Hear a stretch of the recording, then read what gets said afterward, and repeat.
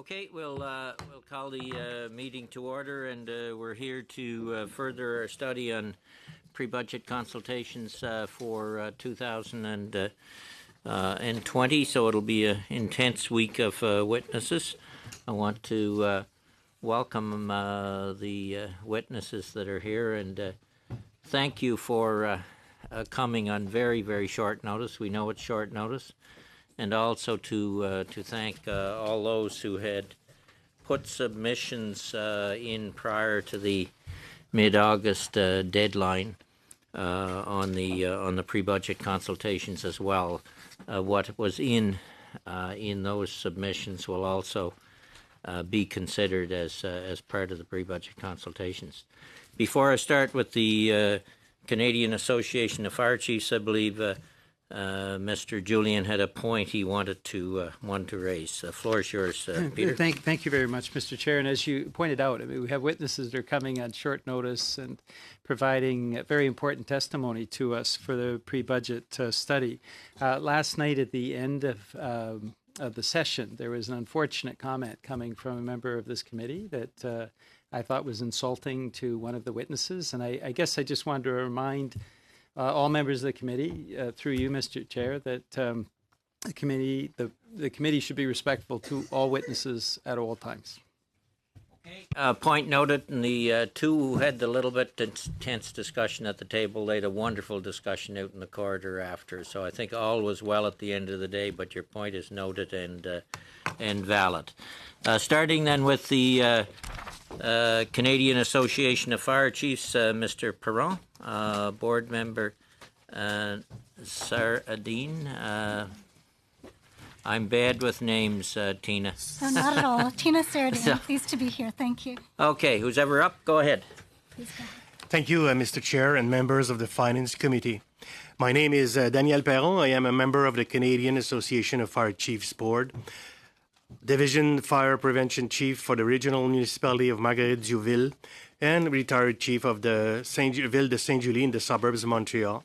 I am joined here today by Dr. Tina Saradine, the CAFC's Executive Director. My colleagues and I appreciate this opportunity. In our August pre-budget brief, we offered 4 recommendations. I will touch on each of these, but first let me tell you about the people and organizations that make up the CAFC. There are about 3,500 fire departments in our country: metro, large, small, medium, urban, and rural, courier, and volunteer. Within them are about 155,000 firefighters. About 85% of both departments and firefighters are volunteer or paid on call. When we talk about fire departments, flames might come to mind, but fire departments are all hazard. Many have responsibility accorded for emergency management from their municipality, whether it's by formal mandate or informally because of the expertise held within the fire department. About 20 to 30% of a typical fire department's caseload is fire suppression, 30 to 50% emergency medical response, and 20 to 30% all-hazard response. Why is this? With roots in fire suppression, we've worked as a country to reduce the number of fires through public education and prevention. The skills needed for fire suppression and the culture of training within fire departments are transferable to all hazards. And the number and complexity and demand for all hazards responses are increasing. Remember, an effective response to fire, flood, dangerous goods, or other adverse events mitigates further environmental and economic damages. I recall my own department's experience during the 1998 Saguenay earthquake, Canada's largest registering earthquake that registered 6.0 on the Richter scale, and it has been the largest earthquake in the last 50 years in Canada. Here's where I'd like to illustrate one of our asks. Today, the country's heavy urban search and rescue teams would most likely be called upon to assist in earthquake. They are a source of national pride, consisting of multiple professions from fire to police, search and rescue, paramedics and medicine, nursing, IT, and others about to operate 10 days autonomously off the grid. 4 of Canada's 6 USAR teams are housed in fire departments. The federal and provincial governments provide significant funding to them. However, unlike in the United States, where all USAR teams are coordinated through the Federal Emergency Management Administration, FIMA, our coordination nationally still has gaps. While Canada has agreements and experts who, as one USAR leader said, operate easily on a call-us and will-come basis, we have no centralized emergency management agency to coordinate at the interfaces between policy and operations and between different levels of government, the fire departments, and the public. Our model, which consists of various acts, agreements, and experts, has many virtues. It ensures that those closest to the emergency are responding unencumbered. However, consider FEMA's stated mission to help people before, during, and after disasters, making the linkage between mitigation, response, and future planning. The U.S. Fire Administration under FEMA also performs 5 functions: public safety, information including official messaging to the media, data, operations support, research, and grant administration. These are intimately coordinated with the fire departments. We need all of these in Canada. Through various initiatives at all levels of government, we have them. However, we don't yet have a whole of government approach. It could begin with a small investment. Consider that more than 14 federal departments have policy functions relevant to fire departments and are doing commendable work. A National Fire Advisor Secretariat linking all fire departments, the municipalities, and different levels and parts of government would further improve mitigation, response, and resilience. CAFC members can assist in scoping this out with a large cross-section of the country's fire chiefs and all of the provincial, territorial, and national affiliate fire organization at its National Advisory Council. Aside from this, we're also asking the federal government to consider a modified and improved form of the Joint Emergency Preparedness Program that was intended to provide aid to emergency response capacity in small and rural departments. The program had difficulties because of its execution, which can be improved. Remember, microinvestments matter. In addition, as a nation interested in innovation, we need to ensure capacity for emergency response involving innovations. Examples are electric cars and tall wood buildings. This is why we ask for a fire-driven research and innovation fund. It would allow us to match innovations with training on the emergency response side. It would also allow us to call the research priorities that will bring the evidence to bear on our experiential knowledge. Remember, federally funded research is mostly driven by researchers. Finally, we commend and ask you to continue your efforts on the mental health for first responders. Thank you for hearing us today, and we look forward to your questions. Thank you very much, Chief Perron. With the Chartered Professional Accountants of Canada, Mr. Ball, Vice President Taxation, and Ms. McGuire, Director External Reporting and Capital Markets. Welcome. Yep. Thank you. Good morning. So I'll be making our remarks, and then we'll both be fielding questions. So thank you, Mr. Chair and members. I'm Bruce Ball, Vice President of Tax at Chartered Professional Accountants of Canada, known as CPA Canada. And as mentioned, Rosemary McGuire is with me. She's Director External Reporting and Capital Markets at CPA Canada. While the focus of my work's mainly with respect to tax and fiscal policy, Rosemary's portfolio includes some of CPA Canada's work related to sustainability. CPA Canada is one of the largest and most respected national accounting organizations in the world. Our membership includes more than 217,000 Canadian professional chartered professional accountants who work in diverse roles in all kinds of organizations in all sectors of the economy. I believe you've all received a copy of our pre-budget submission, and we thank the Finance Committee for agreeing to accept those written submissions in your consultations. Your colleagues in the last Parliament chose the theme of climate emergency, the required transition to a low-carbon economy. This theme is timely and important, yet climate change is one of the global forces that may make the next decade or two a period of unprecedented change. Those other global forces, economic, technological, societal, and geopolitical, are just as powerful and often work in interconnected and complex ways. For that reason, our submission brings a broad perspective to the theme of transitioning to a low-carbon economy. My comments today will focus briefly on our pre-budget recommendations. First, we encourage the government to carefully consider the recommendations of the expert panel on sustainable finance. The government has set ambitious climate targets for 2030 and 2050, and Canadians are wondering how we'll achieve those targets. The expert panel's report does not contain all the answers, but it offers a clear direction forward and good ideas for addressing some of the specific problems. And it does so while recognizing the challenges and opportunities that this presents for the country's economy. Second, digital technologies and the rise of big data are outpacing our ability to properly govern and regulate them. Canada's Digital Charter, introduced last May, is a welcome start to addressing this challenge. Building trust in the digital economy should remain a priority of this government. That includes creating the right environment for businesses to embrace digital technologies and capitalize on the opportunities of a data-driven economy. Third, tax policy cuts across all topics. It's one of the most important policy levers of the government, and the tax system itself is being buffeted by global drivers of change. For example, the rise of digital commerce presents monumental challenges for a tax system that was designed for a bricks and mortar world. Our pre-budget brief makes a couple of specific recommendations for the taxation of the digital economy.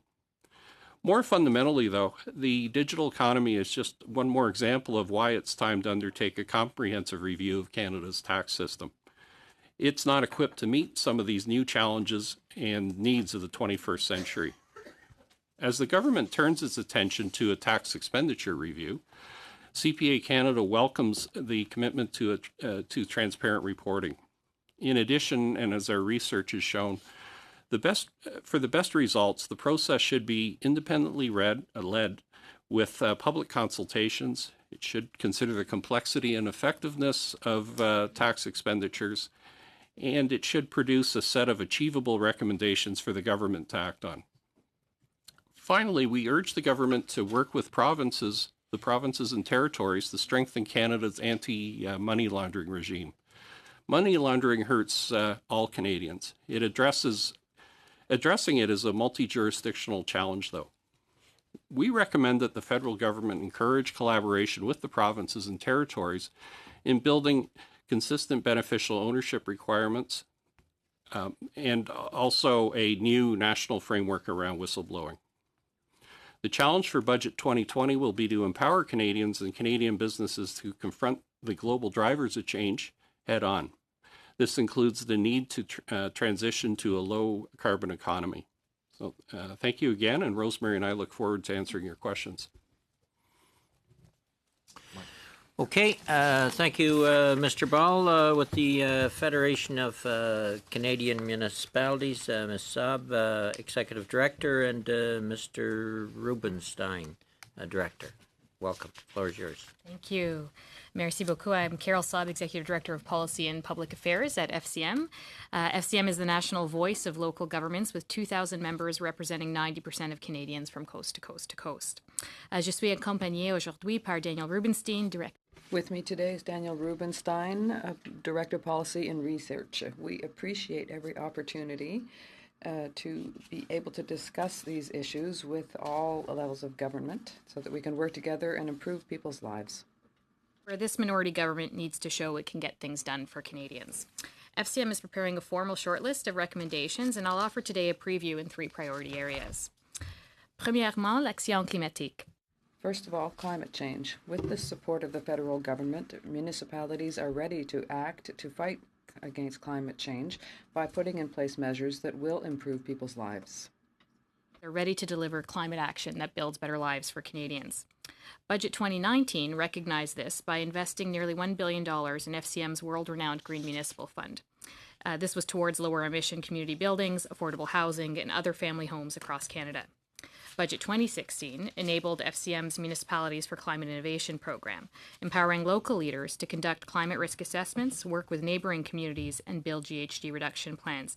And it's worth noting that 3 years into this program, municipal demand for these programs' tools far exceeds the funds remaining. In Budget 2020, the opportunity for transformational climate action starts with implementing a bold election commitment to launch a permanent funding mechanism for public transit. Removing the 2027 sunset date from the federal transit plan will empower cities to continue designing system expansions, cutting commutes and emissions. Expanding on a second election commitment to support zero-emission transit vehicles will cut GHGs faster. In fact, FCM's proposal on this front will cut 10 million tonnes in a decade, which is the equivalent to 13% of Canada's climate targets. Also, this budget can help communities protect Canadians from climate extremes by topping up the effective but depleted disaster mitigation, but also more energy efficient. That brings us to FCM's second focus area for this budget, housing affordability. You've heard mayors call the National Housing Strategy a breakthrough on the housing crisis. It's not the end, but a major federal re-entry into the social and affordable housing space. Truly claiming this space means delivering on the NHS while also continuing to grow it to meet the challenge. We have identified key opportunities to bolster the NHS in Budget 2020, namely in the areas of affordable housing for Indigenous households in our communities and supportive housing for those living with mental illness and substance use. Finally, we're recommending additional measures to strengthen communities of all sizes. Topping the list is building on the success of the direct and reliable gas tax fund transfer. Every year, it empowers municipalities, big and small, to deliver thousands of infrastructure projects. That's why Budget 2019 funded a one-time doubling of the GTF transfer to get more done, and it has. Like in Prince Albert, Saskatchewan, where those funds have enabled vital upgrades to the water treatment plant. London, Ontario, where a new system transforming heat from wastewater treatment into electricity will cut emissions and generate $600,000 in annual savings. Right across the country, those gas tax dollars are building better roads, bridges, water systems, and more. To build on this proven model, we're proposing a basic step for this upcoming budget to boost the GTF's annual escalator from 2% to 3.5%, in essence to keep pace with real construction costs on a go-forward basis. We'll have more proposals in our formal pre-budget submission, for instance on railway safety, and ideas flowing from FCM's Western Economic Solutions Task Force, where municipal leaders are uniting to tackle economic challenges head-on in the region. Because whether it's tackling economic uncertainty, fighting climate change, local leaders are problem solvers. These are the governments closest to daily life, rural and urban, east and west. We are united in our resolve to get things done and to bring Canadians together. And that is what Budget 2020 needs to be about. From coast to coast to coast, local leaders are ready to continue working together with our federal partners to build better lives for Canadians. Thank you very much. Merci, et nous sommes heureuses de répondre à vos questions. Thank you, and we're pleased to answer your questions. With the tax templates in corporate, Mr. Gudis, CEO. Thank you, Mr. Chair, and members of the committee for time to speak about opportunities in Canadian taxation in advance of the 2020 budget. I'd also like to congratulate new members of the committee. I'm excited and hopeful for all the things you can do for Canada. My expertise is Canadian income tax. For nearly a decade, my software company has been building advanced algorithms for tax planning and tax compliance, specializing in the integration between individuals and corporations. In that time, I've computed countless tax outcomes for taxpayers in all jurisdictions and all income levels. Similar to Mr. Ball's recommendation, I suggest the Government of Canada undertake a detailed review of the tax system with the intention to introduce thoughtful tax reform. There are many elements within the tax system that warrant discussion, but I'd like to share two of those for your attention today. The first is the effective tax rate on income earned by individuals is often drastically higher than the intended tax rate. And the second is the complexity of the current TOSI legislation, which presents ongoing challenges to all concerned parties. The behavioral response of taxpayers to varying marginal tax rates is an often discussed topic. In Canada, the top personal income tax rate on ordinary income ranges between 44.5% and 54%. We intuitively expect that these are the maximum rates that will be paid on income. We also expect that they'll be paid by those earning relatively high amounts of income. For a comprehensive review, we must also include the impact of income-tested government policies. Taxpayers with average incomes can face high effective tax rates through a combination of progressive tax rates and, as are often overlooked in basic calculations, material differences in various benefits and payroll amounts. After all, $1 lost to taxes and $1 of benefits lost is directly equal. The example I'm using today is a spousal couple living in Ontario with 2 young children. The parents have identical employment income and they deduct allowable childcare. This is a completely ordinary scenario, not some exotic fabrication. I tested the net cash outcome of their earning an additional $1,000 of employment income, starting at $25,000 of employment income for each parent. The lowest effective marginal tax rate was 44.19% in taxes, payroll costs, and reduced benefits. And the worst result was 93.09% in taxes, payroll costs, and reduced benefits. This 93% tax rate arose at $37,000 of average income. Many would be surprised to learn of a rate so high, but be more surprised at the income level to which it applies. Considering effective rates peaks and valleys stemming from overlapping tax rates, credits, and payments, testing $1,000 additions might yield some unusual figures. To confirm the general results, I repeated the exercise testing it at effective marginal rates on earning an additional $5,000 of income. While normalizing the extremes, a family is subject to a 73.44% marginal rate at only $35,000 of average income. So if they should earn a bonus or work some extra shifts, is this really the intended outcome? So continuing with this $35,000 of income per parent, the effective tax rate on $1,000 and $5,000 was approximately 42% to 53% across all provinces and territories. So these take-home amounts are relatively aligned with the top federal and provincial tax rates of each province. This is to say that on a cash basis, someone earning $35,000 will experience approximately the same effective tax rates as someone earning $300,000. Changing details such as self-employed income versus employment income or increasing the income of one parent at the expense of the other normally leads to higher overall tax rates, even when the overall income earned remains the same. So let's look at another example, considering a CCPC in Nova Scotia with one shareholder that earns interest income. This interest is taxed in the corporation, then paid out as dividends to the shareholder, where it's taxed again. Once all corporate and personal taxes are paid, the total tax paid at 2020 top rates is 61.98%. That's compared to the highest marginal rate of 54%. Other provinces also near 60% integrated tax rates in this scenario. And these types of incomes are not limited to individuals. An example would be a CCPC facing the clawback of the small business deduction, which will face temporary cash impacts ranging from 117% to 144% of income, depending on the province. There are more examples, but these here may justify a closer look at Canada's tax system to ensure that legislation achieves the intended results.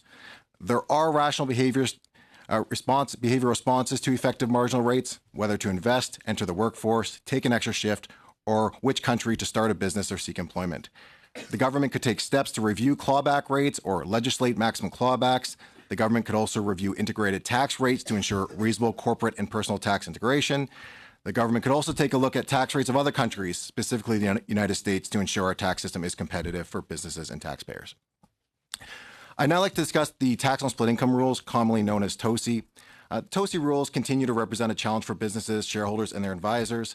Since their introduction, the topic has become a staple at Canadian tax conferences across the country due to its complexity and scope. It impacts every CCPC and their shareholders. Advising on TOSI should only be done by advisors who specialize in this area, but due to its wide impact on small businesses and the cost to hire specialists, it's common for more direct approaches to be taken while decisions are made. I'll share with you a common scenario that advisors are facing, which I hope will help the committee understand the results of the legislation.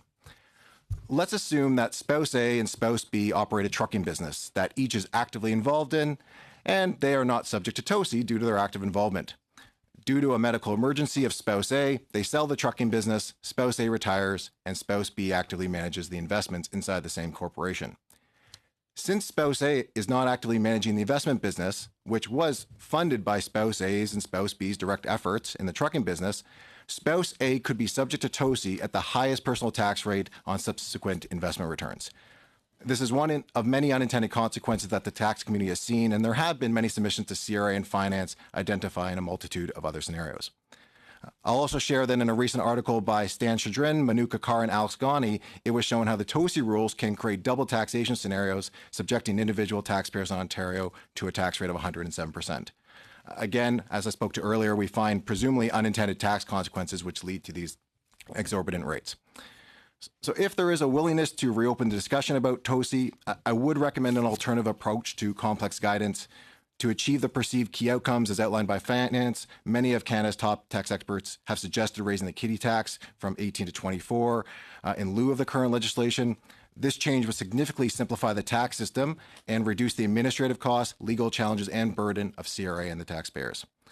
So if there is an appetite by the committee and others in Parliament to explore comprehensive tax reform to address these issues, along with several others such as Canada's SHRED program, stock option deductions, and the small business deduction, along with a few things that I heard Mr. Ball speak to, I would be happy to provide relevant information and viewpoints to explore these opportunities for improvement. Thank you for listening to my ideas, and I'm happy to answer your questions afterwards. Thank you. Thank you very much, Mr. Goodes. Turning to TMX Group Limited, Mr. Fletcher. Thank you, Mr. Chair, and your committee colleagues for having me today. My name is Brady Fletcher, and I'm Managing Director and Head of the TSX Venture Exchange. The Toronto Stock Exchange, or TSX, and the TSX Venture Exchange together represent the world's premier two-tiered capital formation platform, with over 3,200 public companies listed between the two markets, representing $3 trillion in aggregate market cap. Our markets support companies early in their life cycle by providing access to public venture capital through the TSX Venture, and then graduating these companies directly onto the TSX. In the last 15 years, we've had some 670 companies graduate off the Venture Exchange up to the TSX. This two-tiered structure enables the average Canadian investor to participate in the early phases of growth of Canada's next global leaders. Companies that have included the likes of Canopy Growth Corp, Wheaton Precious Metals, and Boardwalk REIT. These have provided the average Canadian opportunities for life-changing wealth creation by supporting the growth of Canadian-built businesses. Businesses that have gone on to employ thousands, all supported by private sector investment. I'm pleased to be here today to share some of our organization's advice and recommendations as they pertain to the Government of Canada's upcoming 2020 budget. In order to continue fostering the Canadian capital markets, the democratization of growth capital, and Canada's competitiveness, we've broken our recommendations into three broad objectives. The first being the need to support Canada's public markets in an increasingly competitive global landscape while facing increasingly growing pools of private equity supported by a low interest rate environment. When companies remain private for extended periods of time, it means that the average Canadian investor is precluded from participating in the greatest phases of growth, which are often the best opportunities for wealth creation. In order to support Canada's markets, we advise adopting a policy of fairness for growth, whereby the federal incentive programs afforded to Canadian private companies, or CCPCs, are equally offered to companies that elect to fund their growth through public venture capital and the private investment sector. Currently, there are a number of different programs, including scientific research and experimental development credits, support for private equity and venture capital community, and continued delineation between the stage of company based on CCPC status that disadvantage the public markets. In Canada, 2/3 of all public companies are actually classified as small to medium-sized enterprises, according to Statistics Canada test of fewer than 500 employees and less than 50 million in revenue. By electing to finance their businesses through their growth through public venture capital, these companies are providing the average Canadian with an ability to participate in the growth of Canada's emerging leaders. Firms that in the past have included BlackBerry, first financed by GMP Securities, or Canopy Growth Corp, which went public 5 years ago and now employs over 2,000 people, doing $250 million in revenue and boasting a market capitalization of $8 billion. If you'd been an early investor in Canopy Growth Corp, at one point you could have returned over 3,000%. This is life-changing wealth creation for the average individual. It's imperative that our government seeks opportunities to support these companies who list early in their life cycle, create new jobs, and grow Canada's economy, democratize the wealth creation of a company's earliest phases. Again, a specific recommendation in this regard is a full exemption of publicly traded SMEs from the new employee stock option taxation regime. Second, we call on the federal government to seek opportunities to encourage private sector investment into Canadian companies. While initiatives including reducing capital gains inclusion rates would incent Canadian investors to support the growth of Canadian companies, we believe that Canada must maintain a competitive capital gains tax regime in order to foster investment into our Canadian companies by the private sector. We also believe that evaluating expanding the flow-through tax credit program to include other capital-intensive sectors with long paths to commercialization would be an elegant way to leverage existing federal structures to encourage private sector investment. We propose the expansion of the flow-through tax regime for the following reasons. Flow-through shares allow Canadians to invest their money in clean technology companies that are driving job creation while accelerating climate and energy solutions. Flow-through shares will help clean technology entrepreneurs focus on developing innovative solutions that grow their companies while helping them achieve Canada's climate goals. They'll do this by simplified market-led access to capital. This new capital will complement existing grant and funding programs without creating additional transaction costs, reporting burdens, missed timing cycles, or other frictions sometimes associated with government-led programs. Finally, the Section 11.3b of the final report on the Expert Panel on Sustainable Finance, Mobilizing Finance for Sustainable Growth, called on ISED to develop tailored structures that help capital providers invest in projects that are capital intensive or don't necessarily meet provider timelines for returns. Flow-through shares are a proven Canadian financial tool that accomplished this goal, having had lots of success in the resource sector and establishing Canada as a resource leader. During the election, the Liberal Party promised to have the corporate tax rate for clean tech companies as a means of growing Canada's clean tech sector. While laudable, this incentive does not help clean tech companies in the critical pre-revenue development phases. They are not yet in a taxable position. For over 60 years, flow-through shares have helped Canada's mining and energy sectors become global leaders by offering access to private capital at an early, often exploratory stage of development. This innovative financial structure has helped to defray risks and establish Canada as a leader in these industries. The same mechanisms that have built the economy of today can be improved and leveraged to accelerate Canada's energy transition and establish Canadian companies as leaders in the low-carbon economy of tomorrow. Similar to Mr. Ball and Mr. Goodis, our final request is that we appreciate the committee's time, and our final recommendation would be to a wholesome review of Canada's Tax Act with a view to global competitiveness. Canada is already a very attractive in the global market for entrepreneurship. As global pools of capital have only become more mobile, we must continue to reinforce our reputation. Technology entrepreneurs have ever more choices as to where they incorporate and where they build their businesses. Top talent will tend to pursue the best opportunities available. Stock options are a critical tool for attracting and retaining talent at the earliest stages of a company's development. Many entrepreneurs rely on options to get the best out of their employees and even for their own retirement savings. Policy leaders should look towards a holistic review that develops a detailed understanding of how options can be framed to protect and incentivize both entrepreneurs and investors. Simply increasing taxation on options could have unintended consequences, including increasing costs to public shareholders, as companies would need to gross up to compensate top-tier management at competitive levels on a net post-tax basis. We must seek opportunities to recognize and reward private individuals that do fund and support Canada's economic growth and leadership in new industries, ranging from clean technology and battery metals to blockchain and to cannabis. I hope that this committee will carefully consider the important issues and recommendations I have raised today. I wish you the best of luck with your ongoing deliberations, and we welcome any questions you might have. Thank you very much, Mr. Fletcher. We'll start with a 6-minute round, starting with Mr. Cumming and then over to Mr. McLeod. Mr. Cumming. Thank you. Thank you for all of you taking the time to be here on incredibly short notice. We very much appreciate hearing from you. Mr. Goodis, I'd like you to expand a little bit about the tax competitiveness and what have you heard and what have you gathered from people using your services regarding the complexity of the tax code and particularly the tax changes that were made? I have heard a lot about the toll-see rules and how discriminatory they are and how difficult it is for small businesses particularly, and in those environments where it could be just a husband and wife practice in a variety of different businesses. Can you elaborate a little bit more on that? Sure. I'll speak to the TOSI rules first.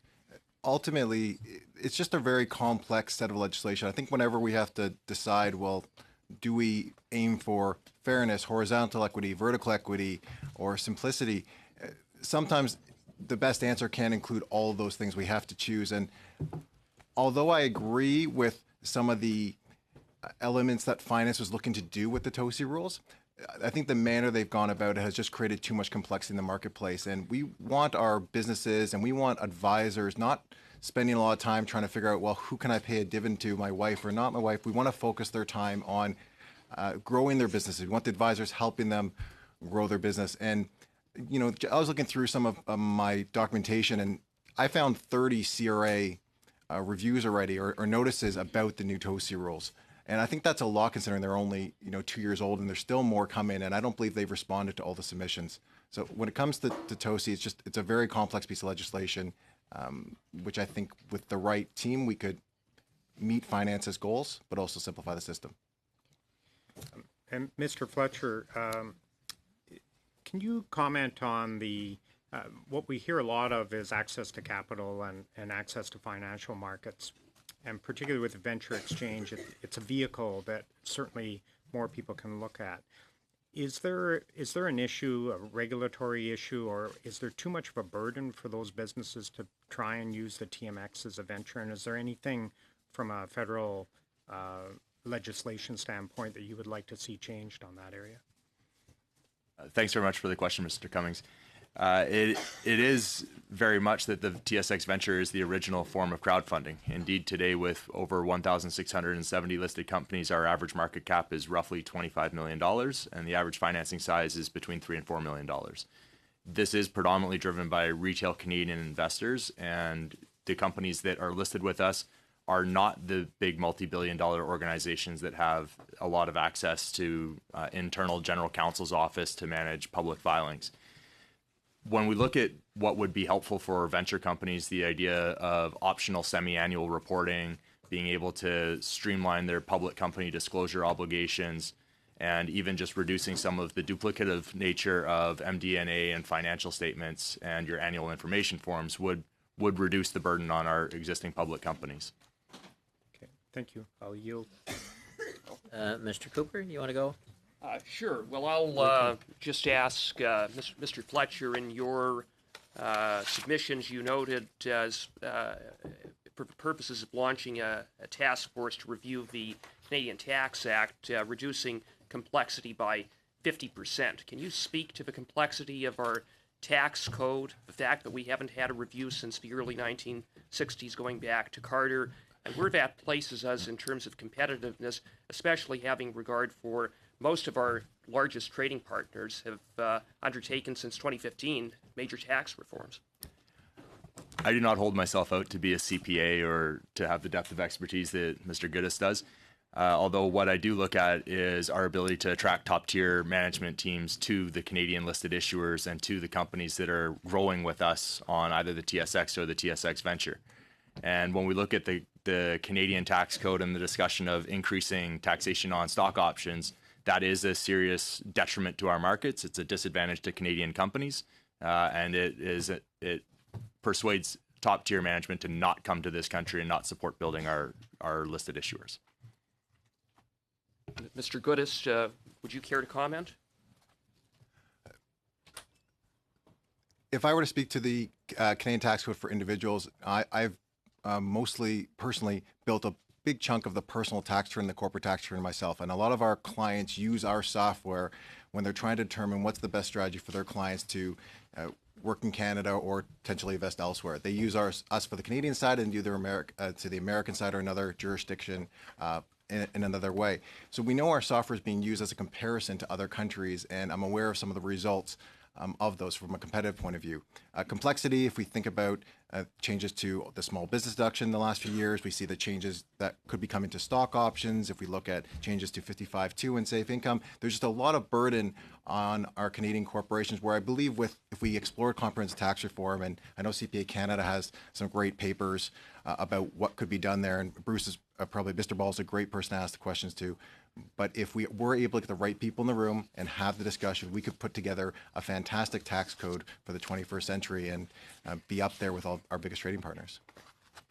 Thank you. Thank you all. If any witnesses, when there's often at committee, sometimes questions go to one witness, but if you do have a supplementary point you want to add as witnesses, just raise your hand and I'll let you in. I'm thinking of you, Mr. Ball.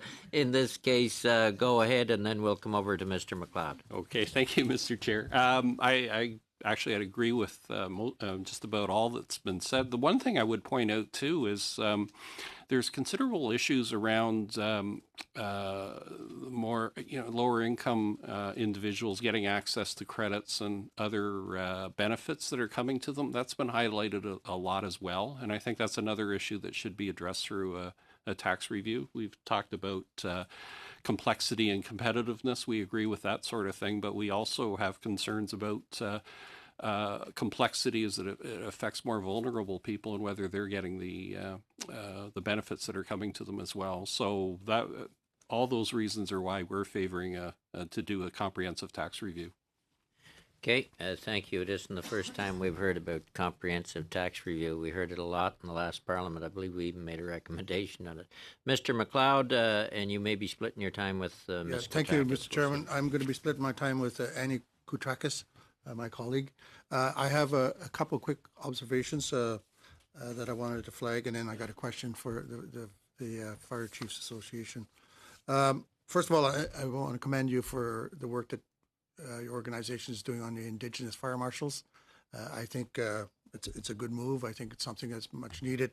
In your document, you state that you need support. Maybe you could provide in what form that is going to take, if you could provide that to the committee. The second thing is, as fire chiefs, fire marshals are responsible for all hazards by default, and this is an observation from Northwest Territories, and I think it's going to happen with these fire marshals on the reserves, is we don't have building inspectors. So by default, fire marshal's office usually is asked to do that, take on that responsibility. And it's a serious concern. I think that may be an area that you could look into a lot more.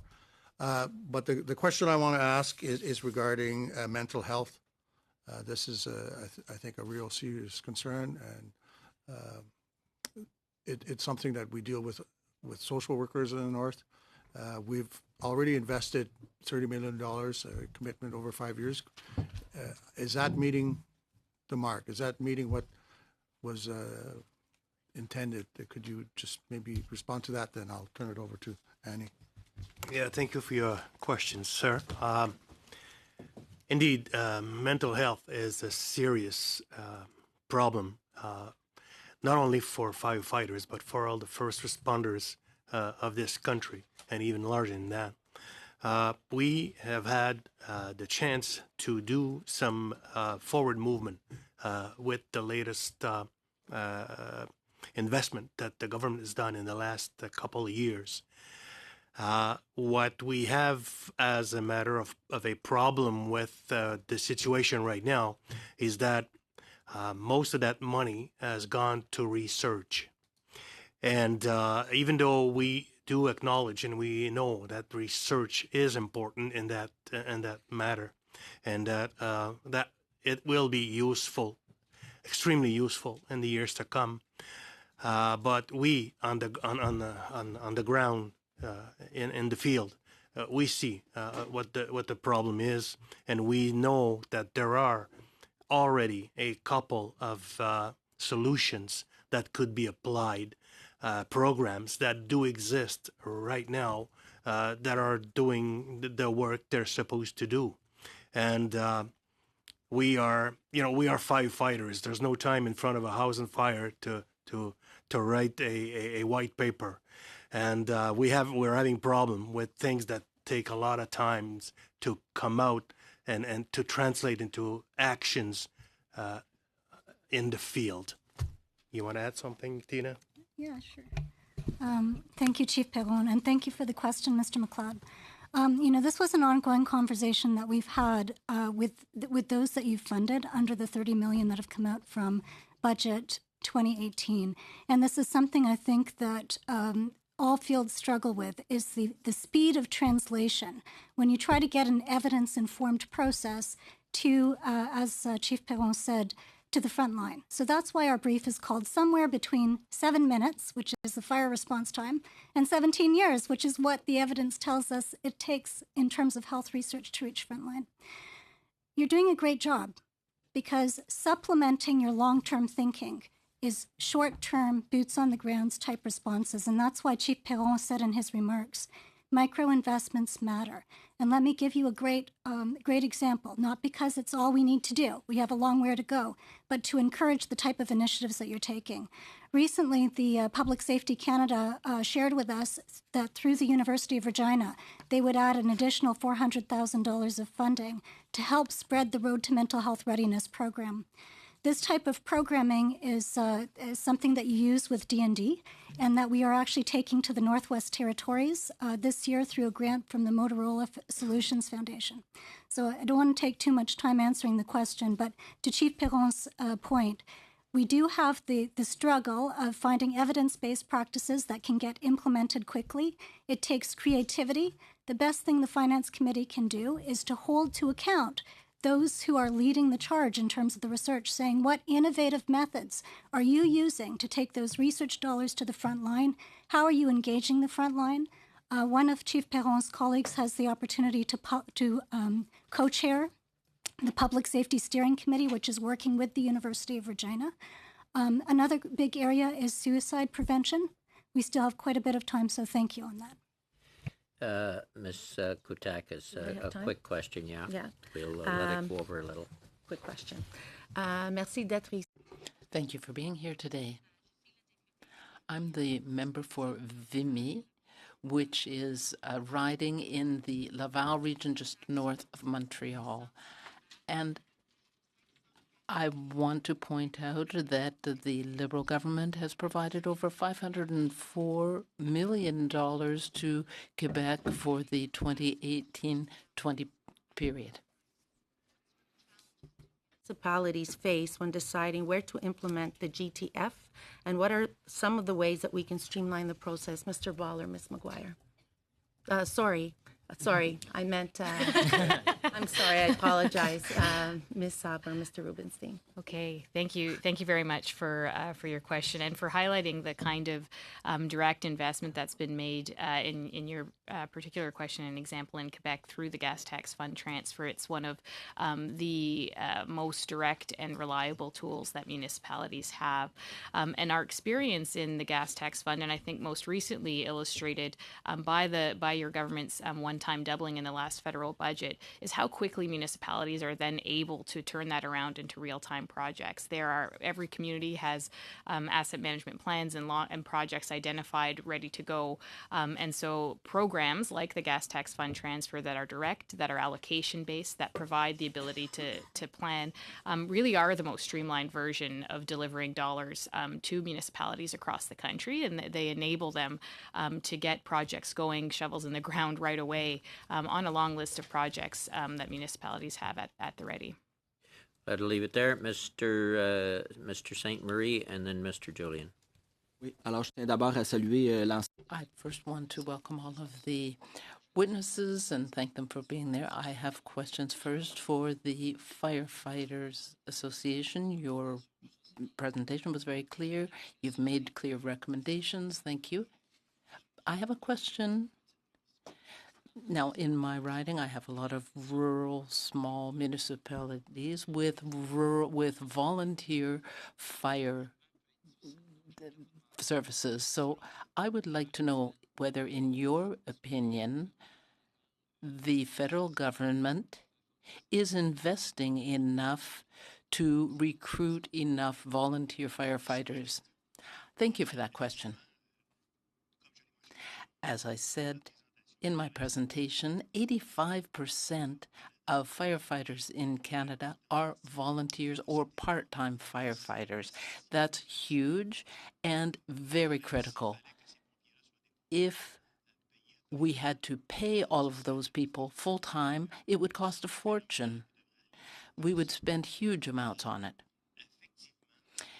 You have put your finger on one of the major problems that we have, and that is the recruitment of volunteer and part-time firefighters.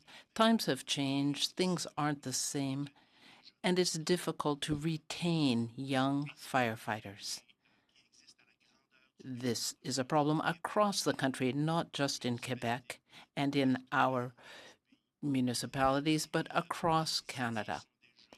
There are initiatives already in some areas aimed at retaining these firefighters. There are some things in place. There are tax credits for volunteer firefighters already.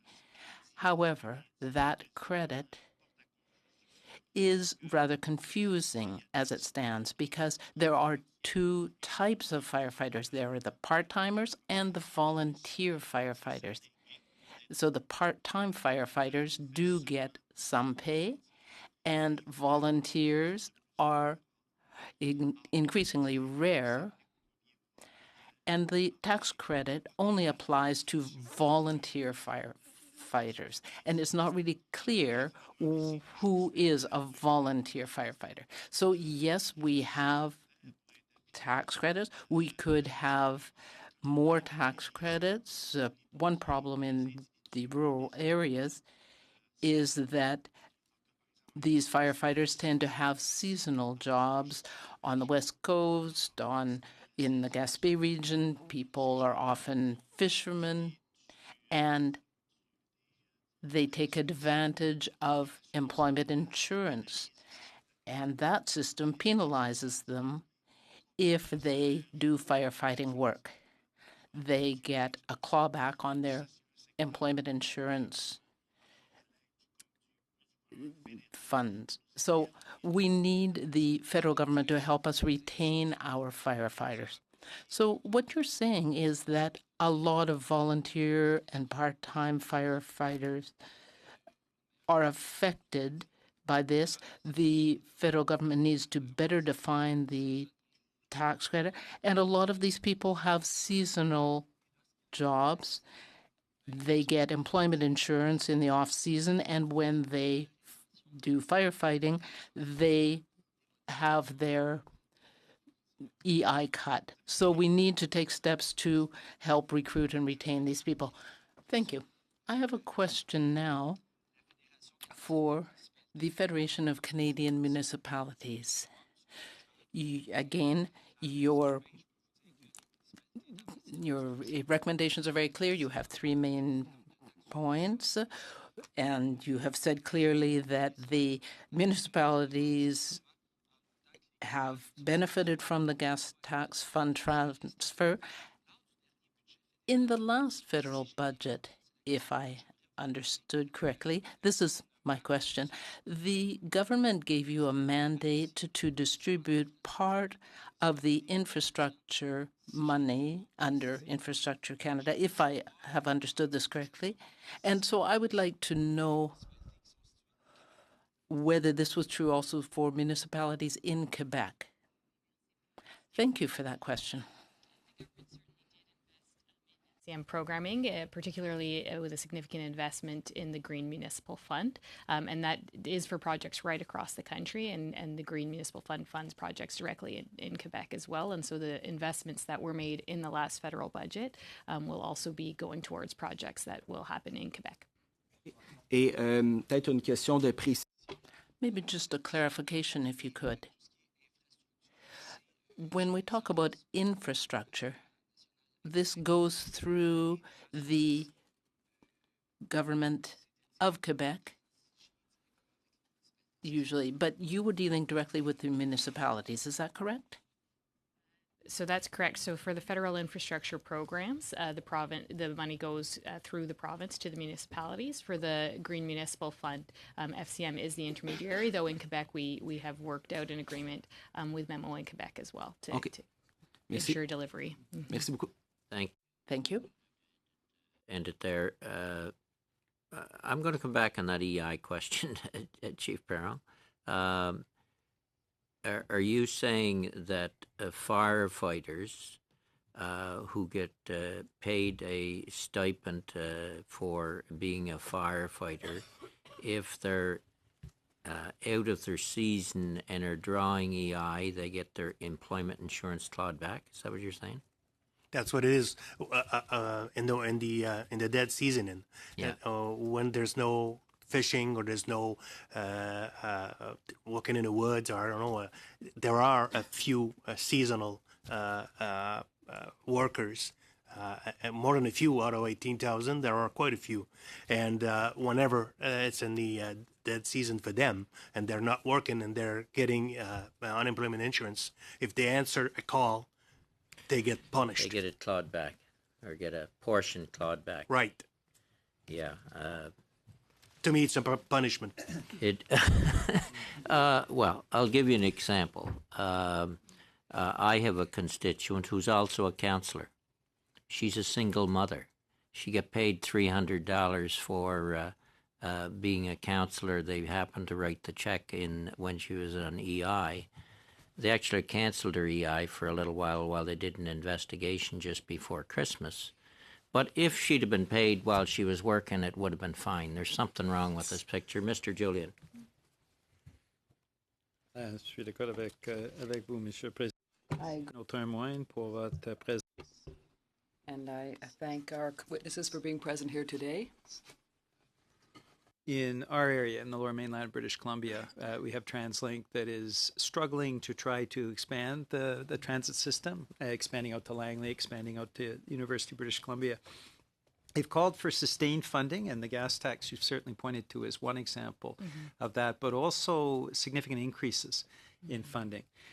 So my question to you and all the municipalities you represent, first off, how are we dealing with the infrastructure deficit? Is that growing? And does that not mean that this budget really should put in place substantial investments for infrastructure, including for public transit?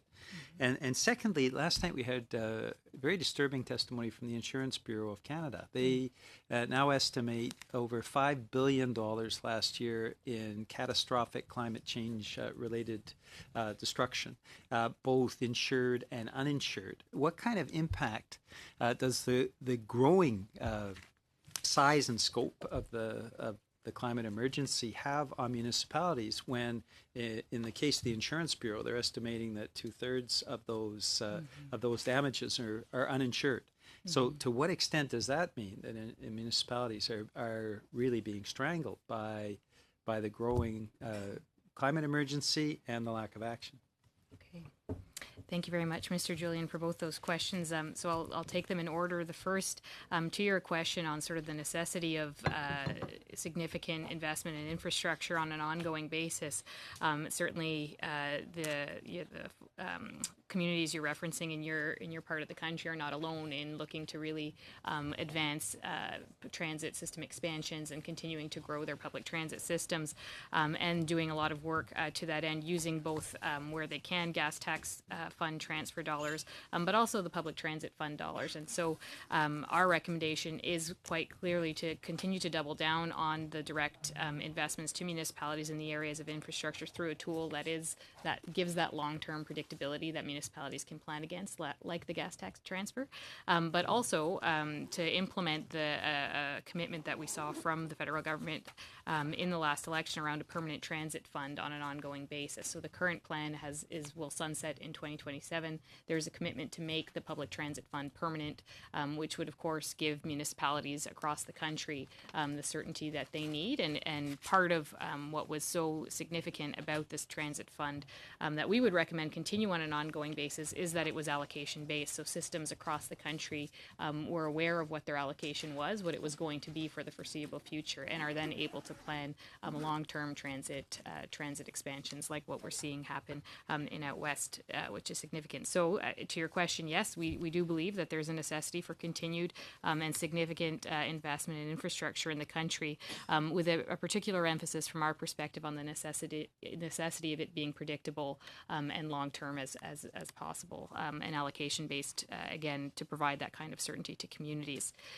To your second question, we agree with IBC, actually, and we watched their testimony with interest and have done some work together to try to continue to assess the impact of new weather extremes and climate change on communities across the country. Municipalities are on the front lines, both in terms of being the owners and operators of this kind of infrastructure, for which there is a significant dollar bill attached to trying to upgrade to be more resilient and adapt to climate change. But also in terms of response, as we see more floods, as we see fires continue, it's municipalities that are on the front lines dealing with these new kinds of weather extremes. And so our recommendation, we agree with IBC, and our recommendation specifically is to continue to invest in the Disaster Mitigation and Adaptation Fund. It was heavily oversubscribed in the previous iteration. We know across the country the demand far outstrips the dollars that are available, and our recommendation is to increase it by a further $2 billion over the next 4 years because the risks are real. We are seeing them unfold in communities across the country, and the necessity to upgrade infrastructure to be more resilient is critical. Thank you very much. I'm going to go on to Mr. Ball and Ms. McGuire, but perhaps, Ms. Saab, you could reference what the calculation is on the infrastructure deficit at some point in your testimony today through the SCM. Over the last 5 or 10 years, are we going up or down, or is it remaining stable? Mr. Ball, you've raised very clearly concerns around both the fact that the web giants are not paying any sort of contribution through the income tax system, and also the need to strengthen the anti-money laundering regime. The PBO published a report last June that we actually briefly talked about at Finance Committee, showing $25 billion, and that was a conservative estimate, going through electronic funds transfers and other methods to overseas tax havens. That's basically an erosion of the money that we have in common to invest to help support a quality of life, infrastructure, fighting climate change, and putting in place programs like dental care or pharmacare. How important is it for us to tackle immediately what has become a profoundly unfair tax system and do that comprehensive review so that Canadians can have confidence that everybody's paying their fair share and that the very wealthy and very profitable corporations are having to contribute and make investments to build our country? Okay. Thank you for the question. There are a few things there, so maybe I'll just sort of comment on each of them as I go through. There was a mention, I guess, about the technology companies to start off with. Just to highlight, we support the work that the OECD is doing on digital taxation. We think it's really important that the world get together and figure out a way to fairly sort of divide up the pie in terms of who, which countries get the tax profits from digital profits.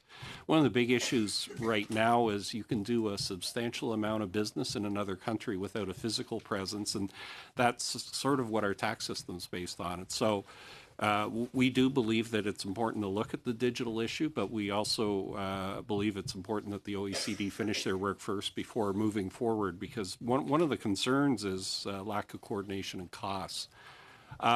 In terms of money transfers and the money laundering and tax evasion, we fully support what the government's working on. It is important to trace these funds and deal with people who are parking money offshore and not paying tax on them. And it also goes to other issues that may not be tax related as well. So we've fully supported what the government's been doing in terms of trying to tackle that.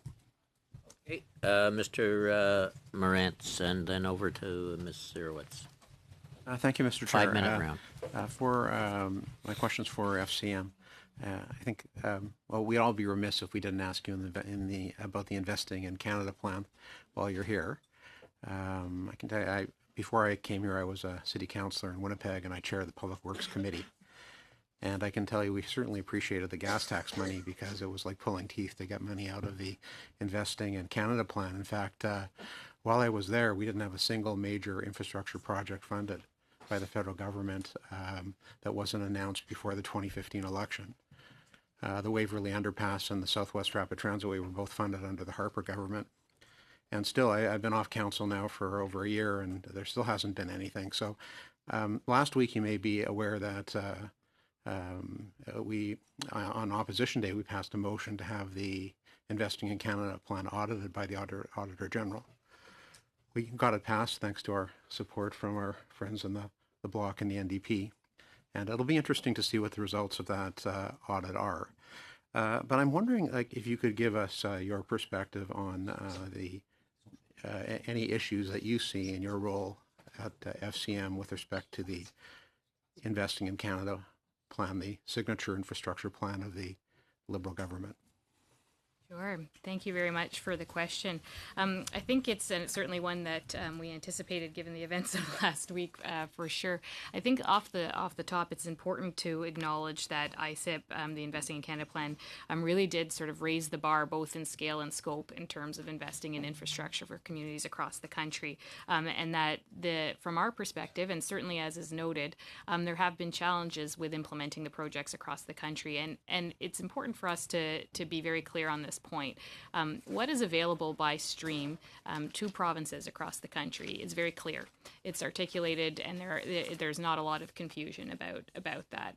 Where we are having challenges and what is less clear from a municipal perspective, and it differs from province to province, is around provincial intake processes. And so it certainly has been hard for communities in various regions of the country to find the kind of clarity that they're looking for or that they need to be able to have their projects implemented, which is certainly why you consistently see from FCM and from mayors across the country and councillors across the country a push towards more direct allocation-based funding tools like the gas tax transfer. It's worth noting that of the various ISIP streams, where we are seeing more substantive progress is in the public transit stream. And again, that was the stream that is the most direct and is allocation-based, comparable to the other streams of the ISIP program. And so certainly I think it's clear that there are some challenges with this program. We would say, again, it is quite clear from the federal government what is available to each province by stream, and we're going to continue to advocate with our members and with our provincial municipal associations to work with provinces in which there is less clarity around a provincial intake process, because that's certainly the nub of the issue in a number of areas in the country. Thank you. That was really the only question I had. I'm willing to share my time with. Okay, you still got a minute and a half left, Mr. Cumming, or who wanted to go? So, yeah, I'll go. Okay. So a follow-up on that. One of the things that we heard from the government on as it relates to the funding and their principles of productivity, reduction in emissions, was that it's difficult to get information back to the people that they've given the funding to.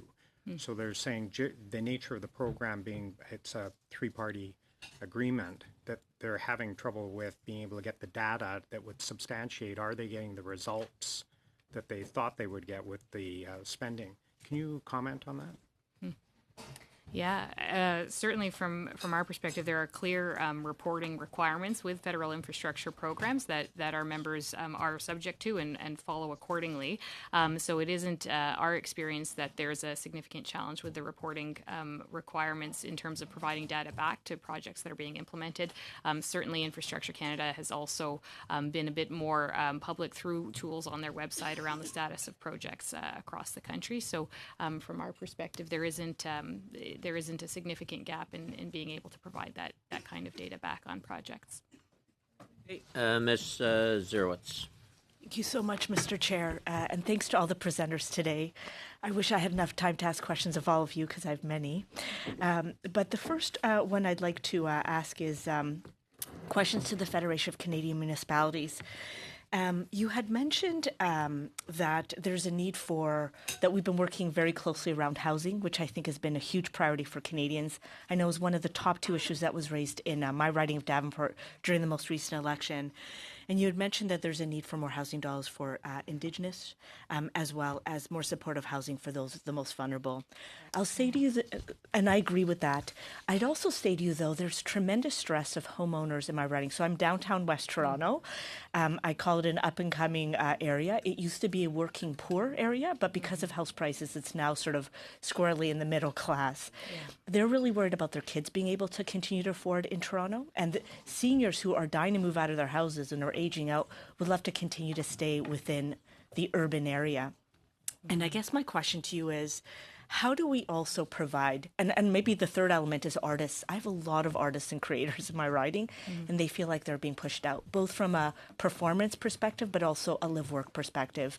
How is it that we can work together better to be able to address this issue? Okay, thank you. I appreciate your question very much. And obviously, as I've stated, housing affordability, including affordable and social housing and community housing, like in supportive and Indigenous housing, is a top priority. But so too is sort of the spectrum of housing affordability issues that are playing out in our communities across the country. One of our more top recommendations around addressing the housing affordability crisis is really centered around this question of how better to work together. And the recommendation from FCM is to launch a housing forum that would bring together provinces and territories and municipalities and the federal government for a conversation, given the respective levers that each order of government has to bear on the issue, through FCM to have this kind of analysis and action on key issues which affect housing affordability, from the range of speculation, demand-side measures, supply needs, short-term rentals, supply and data gaps, really a suite of things that are within the various toolboxes of the various orders of government. We really see that there's a need to initiate a sort of intergovernmental conversation in a more deliberate way around the housing affordability crisis through the mechanism of a forum. We also have some specific recommendations that are really aimed again at fostering this kind of a conversation, including the development of an affordability indicator in the housing space as well. This is all the type of work that we would recommend be vetted and initiated through a sort of intergovernmental approach through a housing forum. So thank you. And I think I'm just going to point out, just because I meant to also ask about rental, just because I think that the reality is, and I know we've, as a national government over the last few years, have put a significant amount of money into trying to encourage more rental housing to be built. And so I'm assuming you would suggest that the forum would actually also look at how is it that we could promote that, or do you have another specific recommendation how we can increase that? Yeah, so I think you've really rental preservation and rental construction, stimulating the rental market is from our perspective, one of the key ways to address the housing affordability crisis on an ongoing basis. And so certainly we would see this as part of the work of a forum to tackle, but we do have specific recommendations as well. Particularly, we think there's a near-term opportunity in Budget 2020 to create a market rental preservation program. And we see this as both to continue keep units in the rental housing space, in the affordable rental space in particular, but also it's an opportunity to tie this with our climate targets in a significant way, and ensure that this is geared towards and incenting landlords to repair. Sorry, Ms. Saab, I just have to cut you off just because I have one more question and I only have 45 seconds. Okay. And I'm going to ask this to Mr. Fletcher. Mr. Fletcher, yesterday we heard from Barbara Zvan, who wrote a sustainable finance report with Tiff Macklin. So it came out last year, mid-year. And it basically reflects, I think, a lot of what we hear from people like Mark Carney in the world, where they would say that, hold on, I just want to quote this. The financial sector must be at the heart of tackling climate change. And so I'd like to just understand, how is it that the TMX Venture Exchange is adhering to this, and how can the federal government help support this? Thanks very much for the question. And when you look at a program like flow-through tax credits, what has been hugely efficient for the resource sector has been that companies who have a long path to commercialization and to generating revenue and a heavy amount of capital expenditures, not dissimilar to that of clean tech development or deployment, what's been hugely efficient for them is to be able to take those future tax benefits of write-offs against their expenses and bring those to the present day and being able to monetize those by selling their shares with that tax benefit to a private investor. In 2011, over $1.1 billion was raised by the mining sector alone in Canada, with $400 million of what we would call hard dollars.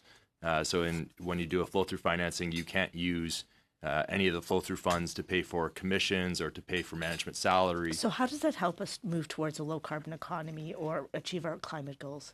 When you look at what we've looked at with the flow-through share program is if you were to develop a mechanism where a company either developing clean technology could flow the expenses of developing that technology, thinking about a General Fusion or a Nano One Technologies, they're spending $100 million developing a new battery cathode, or in the case of General Fusion, a nuclear fusion reactor in Burnaby, BC. And if they could flow those expenses back to a private investor, it would unlock private investment capital. And in 2011, it was over $1 billion that went into the mining sector. we could be leaders in developing these new technologies. And then when you look at the decarbonization of Canada and thinking about how much is being spent on energy efficiency or water treatment, those same expenses could still be flowed back through to the private sector and billions of dollars could be unlocked. Thank you. Thank you. I'm just wondering, Mr. Fletcher, if you could write a note to the committee explaining that, because you said earlier part of the problem is for some of these innovation companies, they're not innovative companies, they're not making a profit yet. Yep. And so if you could send us a note how something similar that works in the mining sector could work for those companies that are innovating in terms of the economy, it'd be helpful to us all. I think Ms. McGuire, you want in, and then I'll come to Mr. Cumming for questions. Thank you, Mr. Chair. I just wanted to comment in response to the question from the member regarding the expert panel and sustainable finance report. That was a key pillar of our pre-budget submission, and where we supported the recommendations that came out of the report. And I think what we've heard today is there's a number of different actions that are occurring, whether it be in infrastructure, through FCM, through the work of FCM, through the tax code. And I think it just reemphasizes the importance of mapping what that path for Canada looks like in this transition and all the different steps and all the different actors in the space. And so I just wanted to reemphasize that point. Okay, thank you, Mr. Cumming, and then we'll come back to the governing party for the last question. Mr. Cumming. Thank you. Mr. Ball, have you solicited much feedback from the base of firms that you represent on performance of CRA, timeliness of response times, just the general, when I was back in private sector, it was a big issue to a lot of small businesses on the timeliness of reporting, the timeliness of how the call centers are working. Can you give us some feedback on that? Yes, definitely. Thank you for the question. Actually, one thing I can comment on that happened yesterday. We had a meeting. We have a framework agreement with CRA where we have some joint committees. But yesterday we were talking to CRA Appeals, that area where they handle objections and tax appeals and that sort of thing. And we were given an update on the status of turnaround times, and they have sped up lower and middle sort of complexity tax appeals, and now they're starting to address higher level ones. But one of the main things I took from the meeting yesterday, and a lot of other meetings, I'm just using this as an example, that things are starting to improve. The turnaround time for appeals and objections has improved. We've heard that the turnaround time for taxpayer requests have also improved as well. Another thing the CRA is actually implementing, which we have been helping them on, actually is a system where taxpayers can track requests they've made. So the idea is the CRA will log in your request and confirm you've made it, and then give you sort of status updates in terms of how it's going and when you can expect a response. That one will still take a little while to roll out, but I think by and large that they are improving. The phone system remains a challenge, and that one, I'll be honest with you, I don't have as much background in terms of data and that sort of thing. And Ms. Saab, with your members, is there, do you get any feedback from them on the infrastructure program related to debt capacity?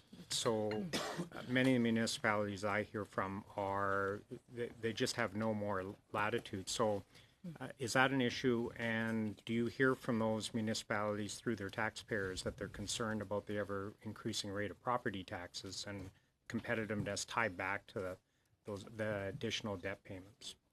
Sure. Maybe just to answer that, all of our members, especially when speaking about major capital expansion projects, do tap in typically to their debt room, and debt rooms typically set at the provincial level. Some cities have the ability to cap it as well, and it's always within a prudent percentage of own source revenue.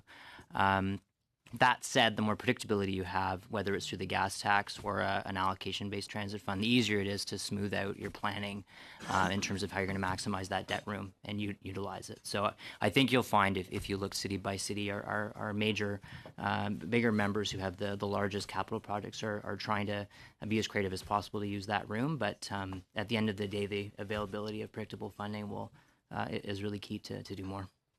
Thank you. Question, Philip? Go ahead.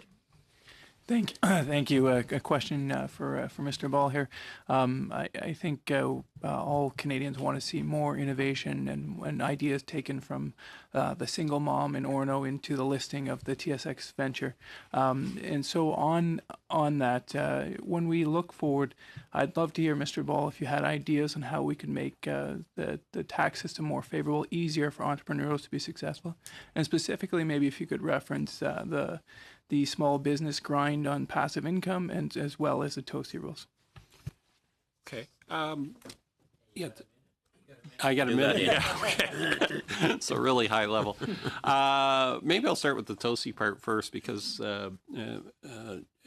Goodis made some comments. I would agree with the comments made in terms of complexity. I think there were easier ways to do it. And I think the investment rule, actually that was made more simplistic. So we were happy to see that, but there are a lot of issues. I think the main thing really, as was mentioned, a lot of guidance does have to come out from the government, and it does appear to us as well that it's really going to be a tough go. I think the rules do need to be simplified. Just more generally, you mentioned innovation. One other thing that we think needs to be worked on is just making the SR, the Scientific Research and Experimental Development credit, it needs to be improved, I guess, both maybe in terms of application, but also the administration. I know the CRA is working on it, but it needs to be improved. We keep hearing that companies, and large and small, need certainty in terms of whether they will get the credit and the amount of work they have to go through to get the credit. Mr. Fragascatis, we'll have to give you about 4 minutes. Thank you, Mr. Chair. Thank you to the witnesses. I apologize for not being here for your testimony. I sit on another committee and had to be there this morning. Ms. Saab, if I could speak with you and Mr. Rubenstein. I come from London, Ontario, a member of Parliament there. Yesterday we heard from our Mayor, Ed Holder, and by the way, hello from Josh Morgan, one of our councillors who I know is very active in the FCM. London has embarked on a discussion now about electrifying our bus fleet, and I know other cities have moved in this direction, and I think it would be really appropriate, to say the least, for the federal government to assist cities as they transition their fleets from diesel to electrification. Yeah. The emissions alone, the cutback on that would be very significant, along with the financial savings for municipalities across the country. Obviously, in terms of fuel not being spent is going to be significant as well. How do you think, does the FCM have a position on electrification? Certainly your positions on transit are well known, and thank you for all your advocacy on that. But on the electrification of bus fleets, do you have a particular view on that? And any ideas on how the federal government can assist municipalities with some of the costs, because they're admittedly expensive? Okay. Yes, thank you very much for the question and for your comments. Certainly, we do have a position on the electrification of fleets, and we watch with interest Mayor Holder's testimony here. And I think London is a great example of the kinds of investment that cities are trying to gear up to make in terms of converting their diesel transit fleet towards electric. And this is happening in communities across the country, and is a increasing priority with our members, both in big cities but also in medium size and smaller communities across the country. You're right to say that the emission reduction possibilities through the electrification of fleets, particularly diesel transit, is really, really significant. FCM's position is and we will be presenting this as part of the federal budget submission that we make to the committee, is to invest particularly in the electrification fleets. A target that FCM is reaching is for 50% of the the municipal fleets to be converted over 10 years. That's about 7,000 diesel buses. And again, the emissions targets that we'd be able to meet are 13% of the gap for the Paris targets. So it's quite significant, in line with the direction that we've seen coming from your government, but certainly a big priority in communities across the country, both large and mid-sized communities in particular, to be able to advance and meet our climate targets in such a substantive way. Do you think it would be appropriate and wise for in the upcoming budget for a specific program to be created for the funding of electric buses? Yes, absolutely. Okay. Yeah, it would. That's the position of FCM. Again, with the targets that I just mentioned. I ask that because I know some municipalities have a worry that yes, they've received funding already under different phases of the infrastructure plans that we've put forward, but the money that they have on the table, they want to put it towards maintaining their existing transit system, making upgrades, and taking that money and shifting it towards the purchase of electric buses. While there's benefits that would come from that, obviously, would take away from their ability to maintain a strong transit system. So that's why I just wanted some insight on that. Yeah, well, and I appreciate that, and we agree. We agree with you that a complementary program to the Permanent Transit Fund would be the way to address this. It's important to consider as well, as part of the program around electric fleet electrification, is really to consider both the upfront costs of bus purchases, but also sort of the other costs associated with charging stations and the other core infrastructure that would be required to support this kind of a system. And we would, of course, again, advocate that this be done in a way that provides cities and communities with maximum predictability. Okay, we'll let it end it there with the exception. Mr. Fletcher, I think you wanted in response to Mr. Lawrence's question, and I missed you. Go ahead. Thank you, Mr. Chair. And this was just to expand on Mr. Ball's comment around scientific research and experimental development credits. There's two pieces that I thought merited a little bit of extra attention here. One is that these credits, as structured today, do advantage those companies that have the resources to hire consultants and go through the process of filing for SR&ED credits and have a full year's worth of funding to be able to wait patiently for these SR&ED credits to be returned to them. That's a lengthy period of time for any startup company who's typically living month to month.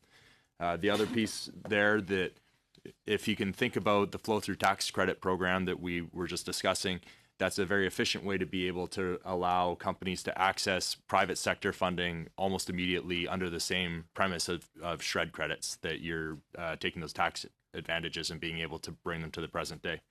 The second piece was in our Fairness for Growth discussion, and when we talk about the 2/3 of Canadian public companies who have less than 50 million in revenue and under 500 employees qualifying as SMEs under Stats Canada definition, the refundable nature of SR&ED credits is lost when you go public, which is just another example of how our current structures are disadvantaging companies who elect to leverage public venture capital to continue funding their growth. Okay, thank you. And you can send us that note mentioned earlier. That will be great, Mr. Fletcher. Thank the witnesses for the presentations and the response to questions. We will suspend for 5 minutes while the next group of witnesses come forward. Thank you all, and especially for coming on such short notice. Meeting suspended.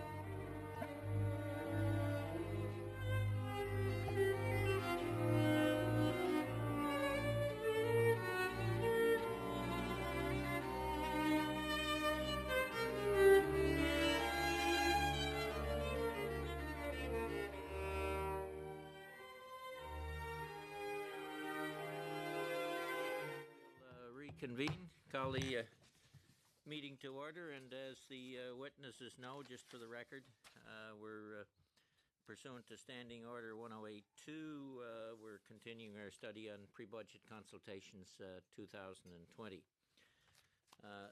So I want to thank the witnesses for coming on fairly short notice, and we'll go to all the individual presentations and then go to a round of questioning. We are going to have to try and stop between 10 and 5 to 2 because there's some people have standing orders and whatnot that they have to go through. So starting with you, Mr. Lee, as an individual, Associate Professor, Sprout School of Business. The floor is yours. I thank you, Mr. Chair. Thanks for the invitation to appear before the Finance Committee. But first, my disclosures. I do not consult to anyone or anything anywhere in the world, directly or indirectly, and I do not belong to or contribute to any political party or post lawn signs for any political party. Unlike almost all the witnesses before the Finance Committee for free budget consultations, I'm not appearing on behalf of any organization or any interest group or any lobby, not my university, not my school. Consequently, I'm not going to argue that the government ought to provide a particular benefit for some particular interest group, such as an environmental group or a business group, etc., because I'm not a lobbyist. Indeed, my presentation in the next few minutes could be characterized as an anti-lobbyist presentation, for I'm going to argue the government should do less and spend less, not more, in the 2020 budget. Now I'll provide the logic. Canada, as with all Western countries, is facing an aging tsunami coming straight at us in very short time that is inexorable, inevitable, and transformative, and not in a good way. We are transforming very rapidly from about 12%, roughly 1 in 10 of the total population over 65, which is very manageable, to 25% or 1 in 4 over 65, which is extremely challenging and may not be manageable. Worse, the dependency ratio of workers to retirees, or I like to colloquially refer to it as millennials to boomers, not completely accurate, but good enough, will drop from 7 to 1, 7 workers to 1 retiree in 1970, to 2.5 to 1 in about 10 years or less. These driving forces will significantly reduce the overall Canadian economic growth rate. Note that from 1981 to 2016, per capita income grew on average by 1.3% per year for all of us. But it's forecast that from 2017 to 2045, per capita income is only going to grow by 0.9%, which is roughly a 50% reduction from what we're used to.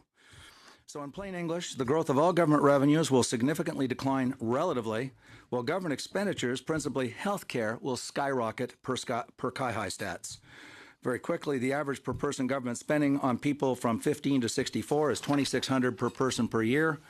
But us over 65, our annual average per capita healthcare cost is $11,600 for every person over 65.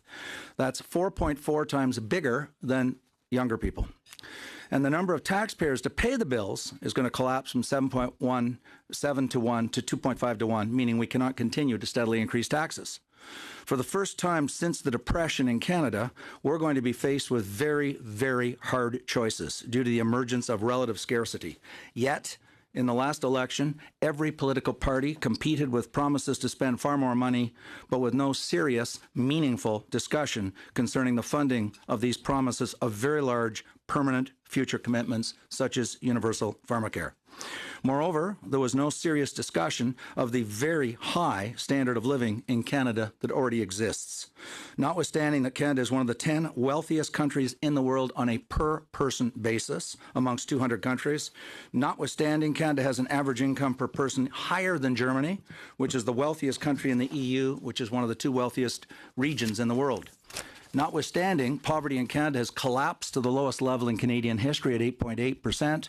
Notwithstanding that elder poverty, once the core and face of poverty until the mid-60s, has collapsed in Canada today. Notwithstanding that Canada has a sharply progressive income tax system, unlike the U.S., where contrary to another urban legend, the top 2 quintiles don't pay their fair share. The top 2 quintiles per Philip Cross of StatsCan, the top 2 quintiles pay approximately 80% of all personal income taxes, while the bottom quintile after transfers pays less than 5%. And notwithstanding the OECD data reveals Canada is below, I'll repeat that, below the OECD average for income inequality and below all other English-speaking countries. And finally, notwithstanding the steady rise in real incomes of the middle class for the last 2 decades, per Stats Canada and Professor Stephen Gordon's multiple op-eds in multiple media, newspapers. However, the aging tsunami, an enormous iceberg in a very strong current, is coming straight at us in less than 10 years and is going to change everything. Yet successive ministers of finance, liberal and conservative, steering the ship, have told us repeatedly we have nothing to fear. Canada, like Titanic, is unsinkable. For, to quote, we have the lowest federal debt to GDP in the G7. But neglect to tell Canadians we have the worst total government debt, federal, provincial, municipal, as percentage of GDP in the G7 at 90%, roughly 90%, and 2 of our provinces are de facto insolvent, Newfoundland, Labrador, and New Brunswick. So, going forward, ministers of finance, and I'm just wrapping up, going forward, ministers of finance must provide leadership by preparing Canadians for the inevitable collision with the monster iceberg just in front of us, by lowering, not raising, our expectations concerning the false belief that the future is going to be just like the last 70 years, and confronting uncritically unanalyzed promises for extraordinarily expensive programs such as universal pharmacare, which will provide free drugs for high-income Canadians such as professors like me and MPs like you, senior public servants and Superior Court judges making $350,000 a year, and worst of all, medical doctors making $500,000 to $1 million a year. We cannot continue to go forward like this. Thank you. Thank you, Mr. Lee. Then turning to the Assembly of First Nations, Quebec, Labrador, Chief Ghislain Picard, welcome. Koino Tamechip, Chibuhogado no. Naldeno de Tayan Minat Pego Gypsnaman, Timonan, de Rabuyaninan, de Wejiat, Mare Bokwendemat. Merci beaucoup. Thank you, Chair and distinguished members of the Finance Committee. Certainly want to acknowledge the Anishinaabe Nation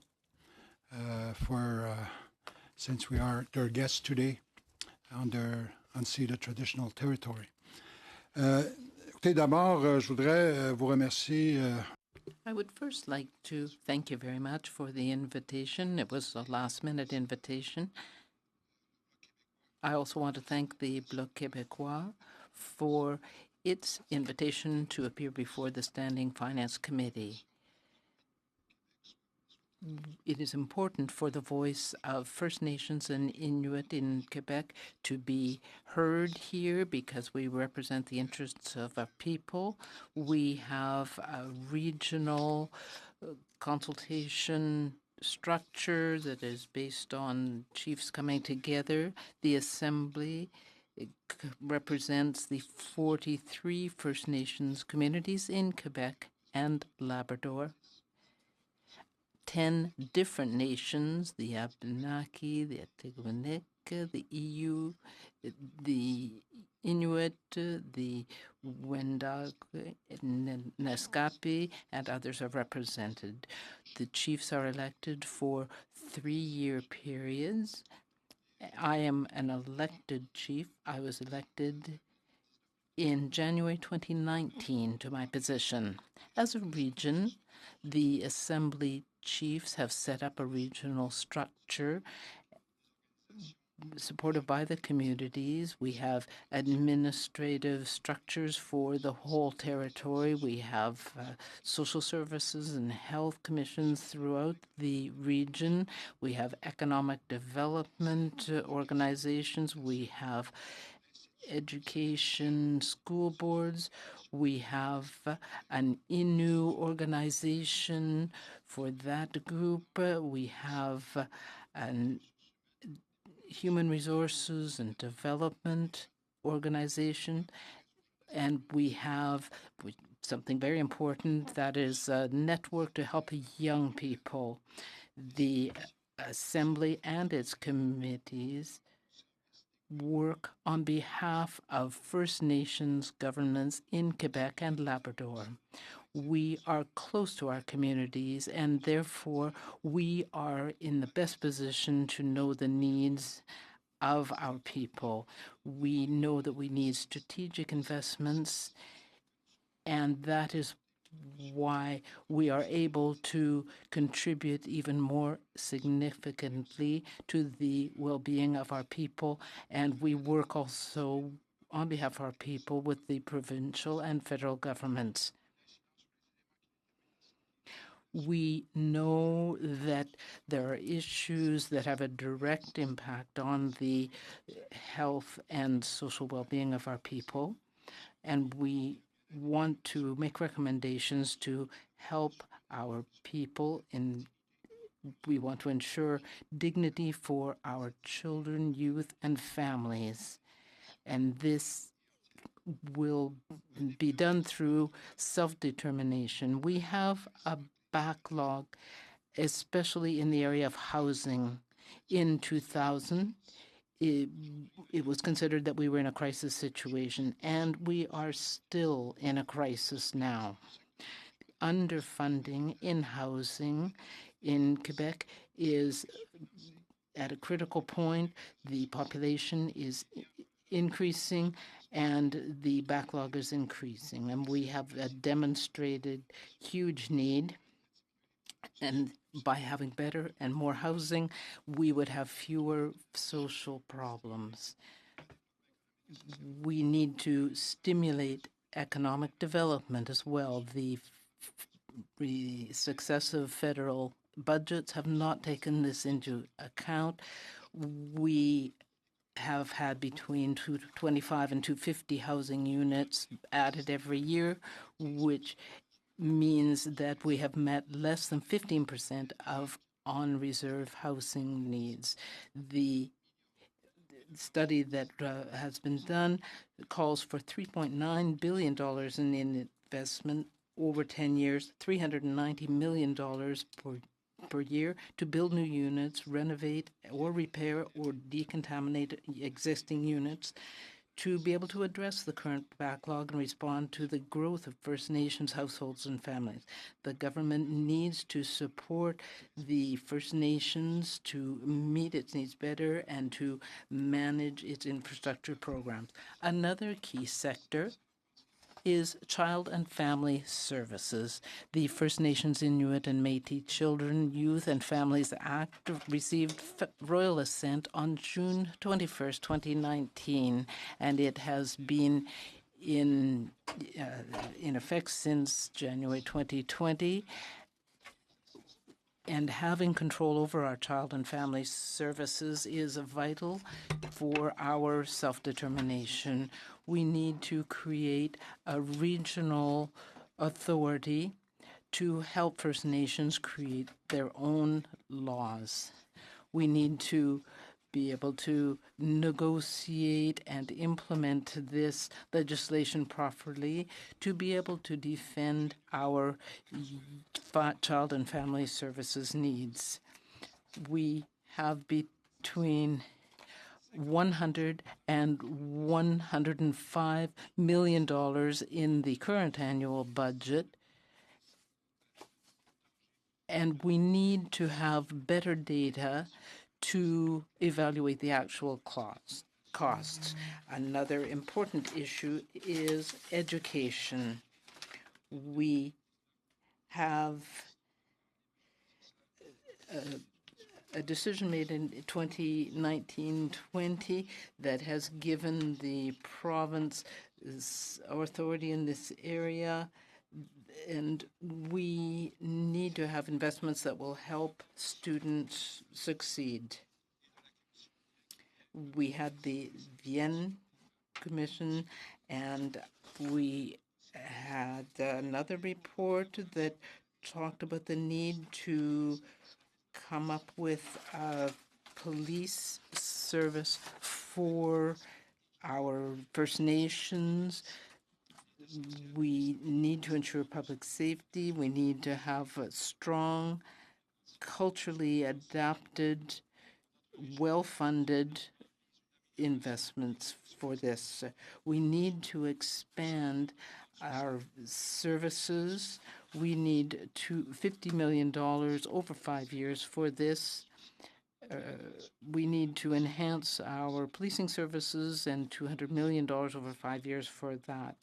And we need to create safety and security programs and investments of $50 million over 5 years. Finally, another issue is First Nations languages. In 2019, we had steps taken. 2019 was the International Year of Indigenous Languages, and the new Languages Act aimed at reclaiming, revitalizing, maintaining, and strengthening Indigenous languages in Canada. It received royal assent on June 21st, 2019. We need investments for that. And we have another very important issue. We learned that the number of young Indigenous people and women who are in prison in Canada has reached 30% of all inmates. We need to make sure that we reduce the number of people from our Indigenous communities in jail. We have over imprisonment. We need $7.5 million over 5 years. We have carried out a study by our Health and Social Services Commission that have found, troublingly, that our people are over criminalized, especially among young people.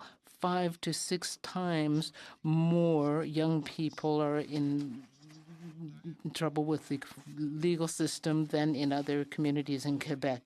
We need to avoid going further in this direction. We are overrepresented in the criminal justice system. There has been no increase in the budget since 2008 in this area. We need more resources.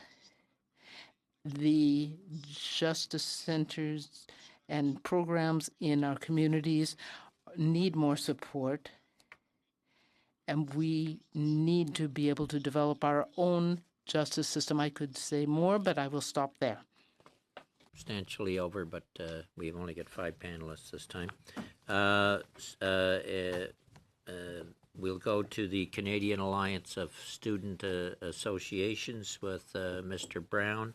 And just for your information, Ms. Petrovan, I've been in there on a video conference, and it's sometimes you're wondering what happens while you're sitting there waiting to come on. You'll be next after the Canadian Alliance of Students. Go ahead, Mr. Brown. Bonjour, Monsieur le Président, honorables membres du comité et chers témoins. Good afternoon, Mr. Chairman and honorable members. Story of the Algonquin and Anishinaabe people, where we have the privilege of gathering today. My name is Adam Brown. I'm the chair of the Canadian Alliance of Student Associations, or CASA. I'm also the vice president external at the University of Alberta Students' Union and a fifth-year student completing a Bachelor's of Commerce focusing in business economics and law. CASA is a nonpartisan, not-for-profit organization that represents over 360,000 students at colleges, polytechnics, and universities from coast to coast. Through a formal partnership with the Union étudiante du Québec, we are a trusted national student voice.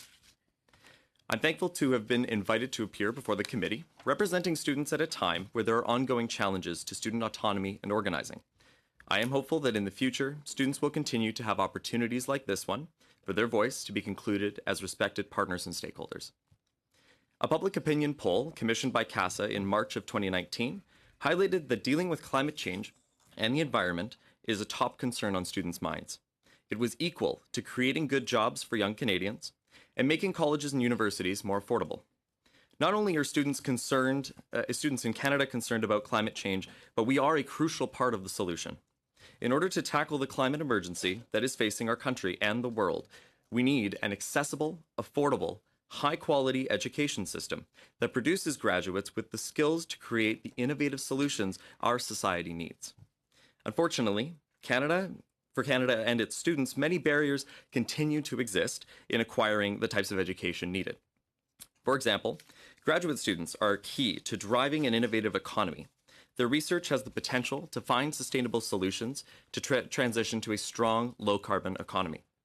Unfortunately, thousands of students in Canada every year choose not to pursue graduate-level education because of their debt levels. The average student with debt in Canada is carrying about $28,000. And 4 in 10 graduates report that debt prevents them from pursuing further education. The federal government can reduce financial barriers and anxieties about debt loads by allowing graduate students to access Canada student grants, which are a form of upfront, non-repayable financial aid at a cost of $58 million per year. CASA also envisions highly skilled tradespeople to be a part of this solution. A low-carbon economy is going to require new technologies and new infrastructure that will require new skills. There is already a strong market demand for these skills, where in Ontario, 41% of employers report requiring a skilled tradesperson. In the transition to a low-carbon economy, one could only assume that this demand will increase. That being said, apprentices in trades training face significant financial barriers to completing their education. An apprentice in their first year can have startup costs for equipment as high as $8,000. The Government of Canada provides apprenticeship incentive grants of $1,000 a year, but the first year of apprenticeship is not covered by this grant. extending the apprenticeship incentive grant to cover the first year of an apprenticeship would reduce barriers for students in the trades. We estimate that this would cost $72 million a year. CASA further views Canada's international students as a source of potential skills development in the fight against climate change. Every year, Canada attracts thousands of bright, talented students from all over the world. According to a 2018 report, international students make up about 13% of all post-secondary students in Canada. Canada is a country in need of skilled individuals and has a vested interest in retaining these students when they graduate. In 2020, a high-quality education includes work-integrated learning opportunities, but international students face unnecessary barriers to participating in these experiences. In addition to applying for a study permit, international students must apply for a no-fee co-op or an internship work permit to be eligible for many work-integrated learning opportunities. The processing times of these permits differ in length, which has led to international students missing out on valuable hands-on experience during their time in post-secondary. Easier access to work-integrated learning opportunities has the ability to retain more international students in Canada and foster a broader community of innovative thinkers, which is needed to combat the climate crisis. We recommend that the government allow international students to participate in an internship or co-op under their study permit rather than requiring them to get a separate permit. Je vous remercie encore une fois pour m'avoir donné la. I thank you once again for having given me the opportunity to participate in these consultations. Through the forthcoming budget and beyond, I would urge all members of Parliament to consider the massive potential of Canada's students in addressing our global challenges. I look forward to your questions. Thank you, Mr. Brown. And turning then to all the way from Brooklyn, Ontario, to the Clean Energy Canada, Ms. Petrovan. Good afternoon. Thank you for allowing me to appear remotely, and I have to apologize. I have a little bit of a cold. My name is Sarah Petrovan, and I'm the Policy Director for Clean Energy Canada. We're a climate and clean energy program within the Morris J. Wask Centre for Dialogue at Simon Fraser University. The 2020 budget is an opportunity to turn climate ambition into climate action in Canada by prioritizing areas that provide benefits to Canadians, like helping them save money, like supporting jobs, and of course cutting carbon pollution.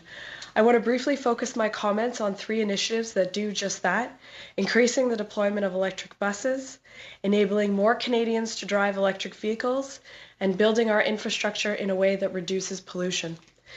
Transportation accounts for almost 1/4 of Canada's emissions, and based on recent Government of Canada estimates, we know that there is at least 1.5 million tons of pollution to be saved by electrifying public transit buses and trains.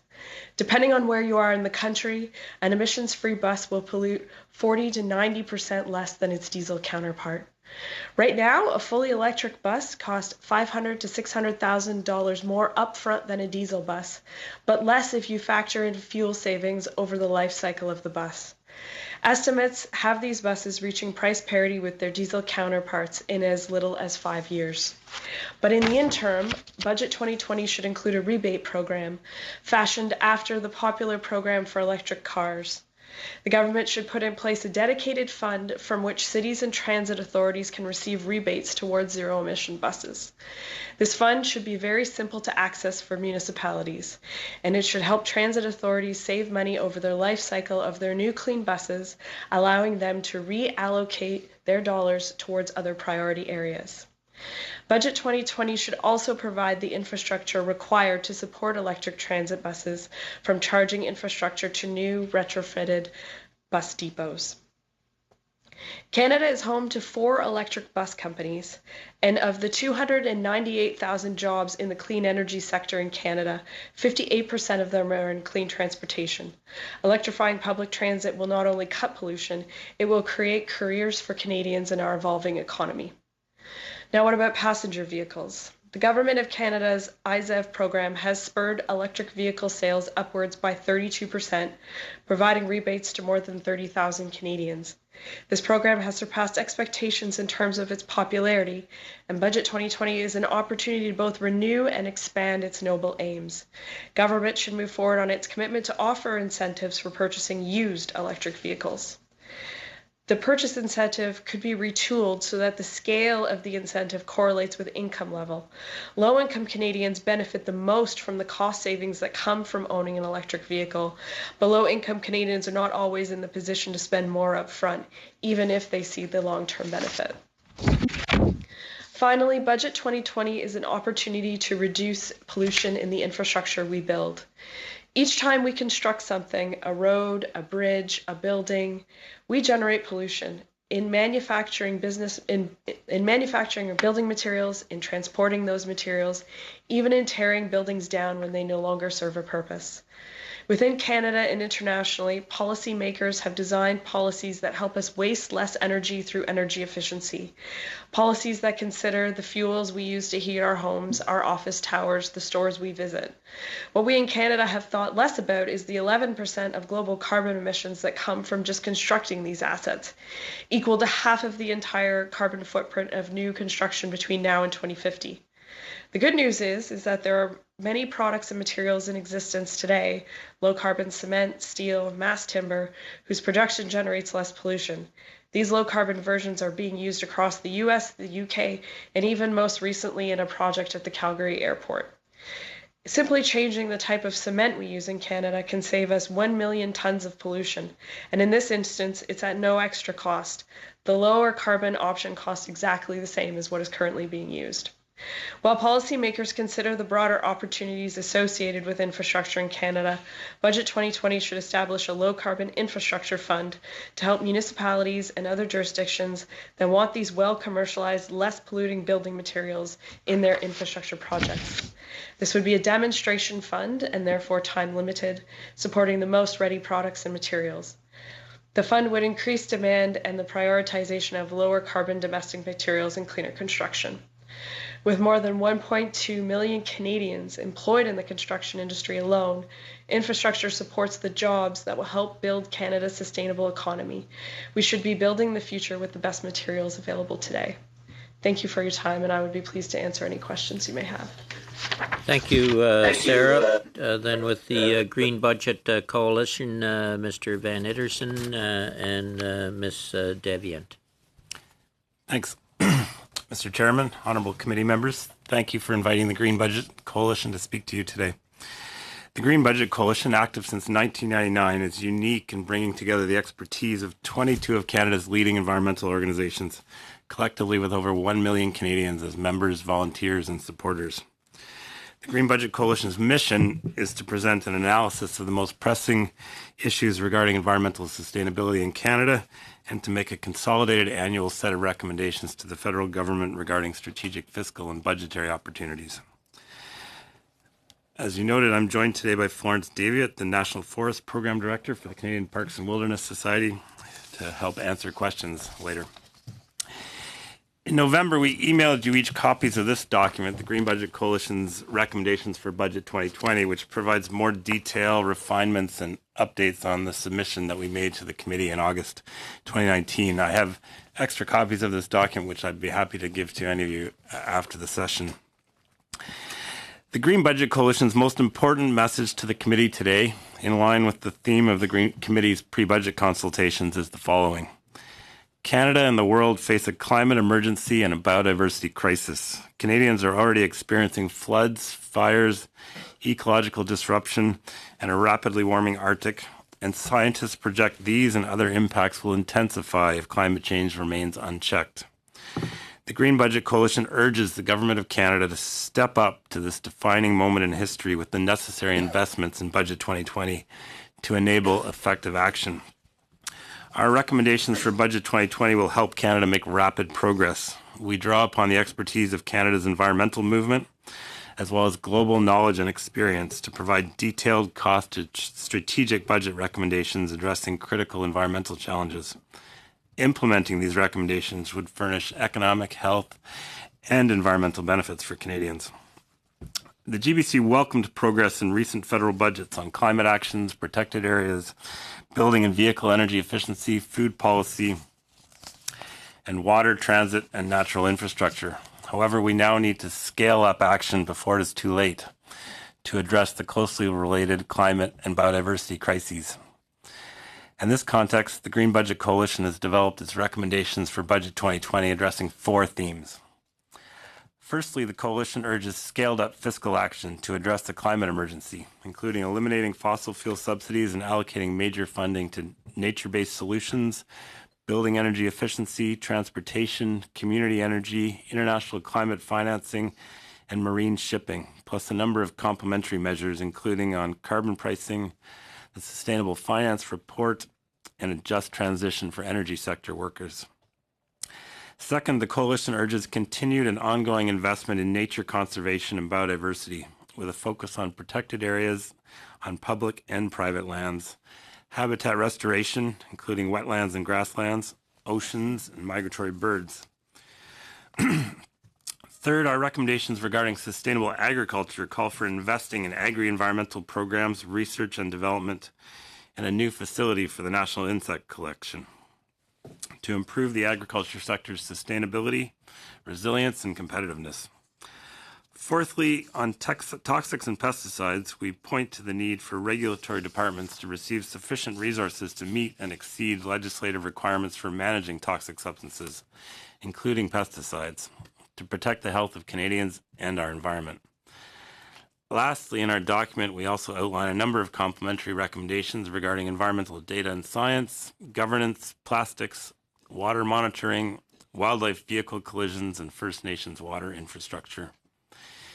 Implementing these recommendations together would lead to dramatic progress in advancing a healthier future for Canadians from coast to coast to coast. To conclude, I would like to thank you again for inviting the Green Budget Coalition to appear today. And we look forward to your questions, and we would also be happy to arrange for other experts to follow up with further information. Thanks. Thank you very much, and I believe we have a copy of that document. I think we do somewhere. Okay, starting then, I think we'll go to get as many in as possible on a tighter time frame. We'll go to 4 minutes per individual. Mr. Polyev. Dr. Lee, you mentioned Canada's demographic problem, which you say will materialize in approximately 10 years. What should we do about it now? I would be delighted, and I say this very seriously, if this committee recommended to the Minister of Finance a general operating principle that going forward, all programs must be targeted, not universal. And I'm accepting healthcare itself. I'm talking because it's been around for 70 years and you can't take back what's there, and I support it. We all support it. But every other social program should be targeted, not universal. Quebec showed this with the daycare. They said it's giving free daycare or massively subsidized daycare to a husband and wife making $250,000 each just does not make sense, and it's not sustainable. And I'm referencing pharmacare, but it applies to all of our programs. We shouldn't be giving electric vehicle subsidies to a person making $150 a year and not at least making that person declare it on their income as taxable. I mean, why are we giving free money to high-income people? So I hope that, that would be my answer. That would be a good start, is to say that all programs must be targeted and revenues received as, quote, grants for various benefits should be taxable.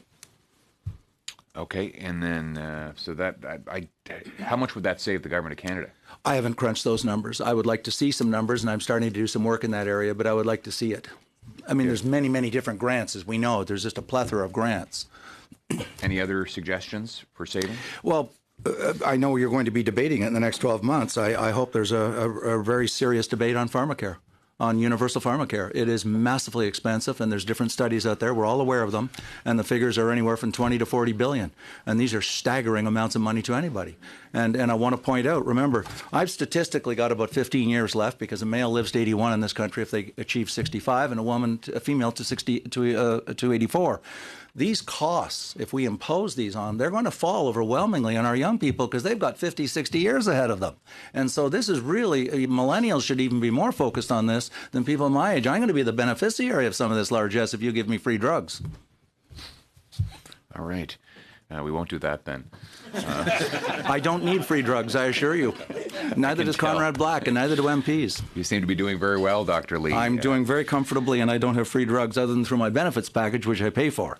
Okay, good. Well, we don't want to take that away either.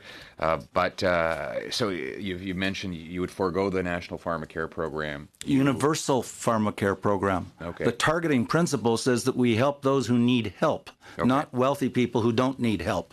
That's what I mean. I didn't say eliminate it. We already have pharmacare in Canada. One of the great urban legends right now is Canada does not have pharmacare. 43% of all prescription drugs in Canada are funded through the provincial ministries of health. Almost half of all our prescription drugs are already under pharmacare. So it is just simply false to say we don't have a pharmacare program in Canada. We do. We have many of them. Well, we have many of them. Right. We have 10 provinces in the territories as well. And that's in the annual report from CIHI, which is superb, and I urge every MP to go read it. It's the annual analysis of pharmacare expenditures in Canada from going back some 15 years to the present. So you've given some suggestions on how we can consume less wealth. How can we produce more of it? We're going to, and I'm glad you asked that, because notwithstanding, and these aging numbers are not theories, they're not opinions, it's called demography. And the demography is just relentless, and those that we're going to 1 in 4 over 65, and that what we can do, though, as you just suggested, is we can try to reduce the barriers to economic growth. And so we're going to have to do that. We should be looking at ways, and I'm not talking about cutting taxes for those who think that, oh, yes, all the solution, some people like me just advocate cutting taxes. I'm not arguing that. We have a lot of barriers to growth right now. We have barriers to pipelines in this country. We have barriers to natural resource development. And we've got to reduce those barriers without compromising the environment, of course. But I've been very lucky in my career over a third of a century. I've traveled around the world and to many, many countries, and I'm talking developing third world countries. And we have, without any doubt, we have one of the cleanest countries in the world in terms of air and water. Well, I'd cut you there, Mr. Lee, and I just remind all witnesses if you have a point to raise, even though a question is addressed to another witness, don't be afraid to raise your hand and we'll let you in. Mr. McLeod. Thank you, Mr. Chair, and thanks to everybody that presented today. My question is to the Green Budget Coalition. The 2019 speech from the throne and the mandate letter also to the Minister of Environment and Climate Change talked about conservation of lands and oceans to 25% by 2025 and 30% by 2030. And many of us believe that partnerships with Indigenous nations that can create new protected areas across different parts of Canada is very essential to meet those targets. And I didn't see any reference to either the Indigenous protected areas or the Indigenous gardens in your submission. And both of these are very good conservation tools to have, and we've used them in the riding that I represent, the Northwest Territories, and it's they're a very popular program with my constituents. And in fact, the first Indigenous protected area in Canada was established in close to my home community of Fort Providence in the Northwest Territories. And the government has done analysis and found that in the Northwest Territories, anyway, that the investment in Indigenous gardens returns a value of up to $3.70. And so I want to ask you if the Green Budget Coalition works with those type of programs, or if they would support Indigenous-led conservation efforts such as these. Thank you for the question. Florence Davia with the Canadian Parks and Wilderness Society, and absolutely we agree with you that Indigenous protected areas are going to be key for helping us meet this target in 2025, and it's perhaps an oversight that we haven't clarified it in this document. But as an organization, we work a lot with Indigenous peoples and helping, they have a vision for how they would like to see their lands being developed and also protected. We've seen a lot of great land use plans, including in the Northwest Territories and in the Yukon and in other parts of Canada, and absolutely support the development of those plans and the creation of protected areas where they're appropriate within them as part of meeting these commitments. So absolutely support it. Thank you. Thank you for that response. My next question is to Chief Picard.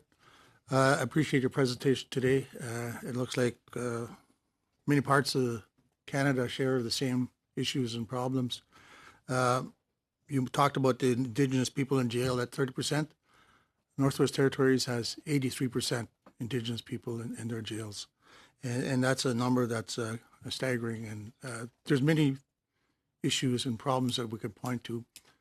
But the biggest challenge we have, and I think it's across the country, is the issue of Indigenous housing.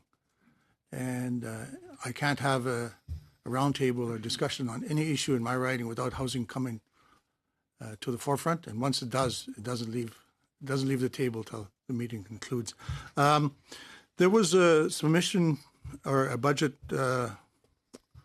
of 600 million provided to the Assembly of First Nations. I'm just wondering if any of that money flowed to your part of the country, to the Quebec AFN.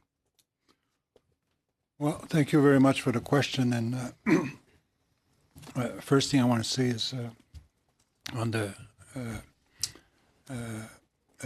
Indigenous land stewardship, I think very key that to understand that if there's no standards for indigenous traditional knowledge, then we're missing the point, you know. And I certainly agree. And I think there was a national program that was launched just last week, and we're certainly supportive of it. And we need to have more of that. Yeah. And to your question now, and I think very important to understand, and we've been saying this for years. If you don't concentrate and invest in key determinants, then you're bound to spend more in health, education, and other areas. And to me, it's very important that housing be considered as a central determinant because of population growth, for one. You know, you don't see that anywhere else in Canada. And in response to your question, we get our share as a region from the national budgets in housing. But the problem is we always seem to be in a catch-up situation. And I heard Mr. Lee's testimony, and I respect it, but not necessarily share it in the sense that there needs to be more spending when it comes to our peoples.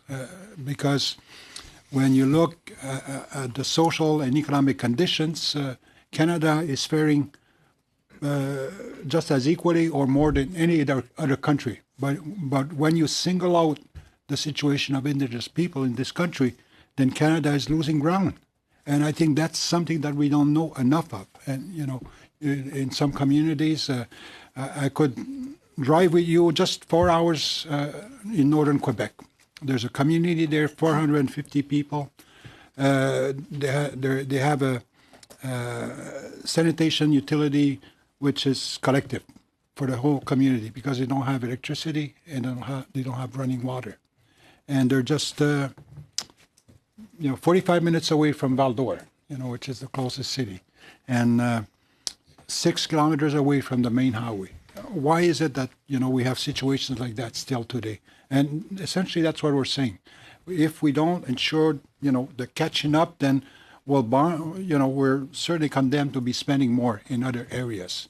And housing in Quebec alone, we should be building 7,000 homes, new homes in Indigenous communities, just to catch up on the rate that we know anywhere else in the province or even in the country.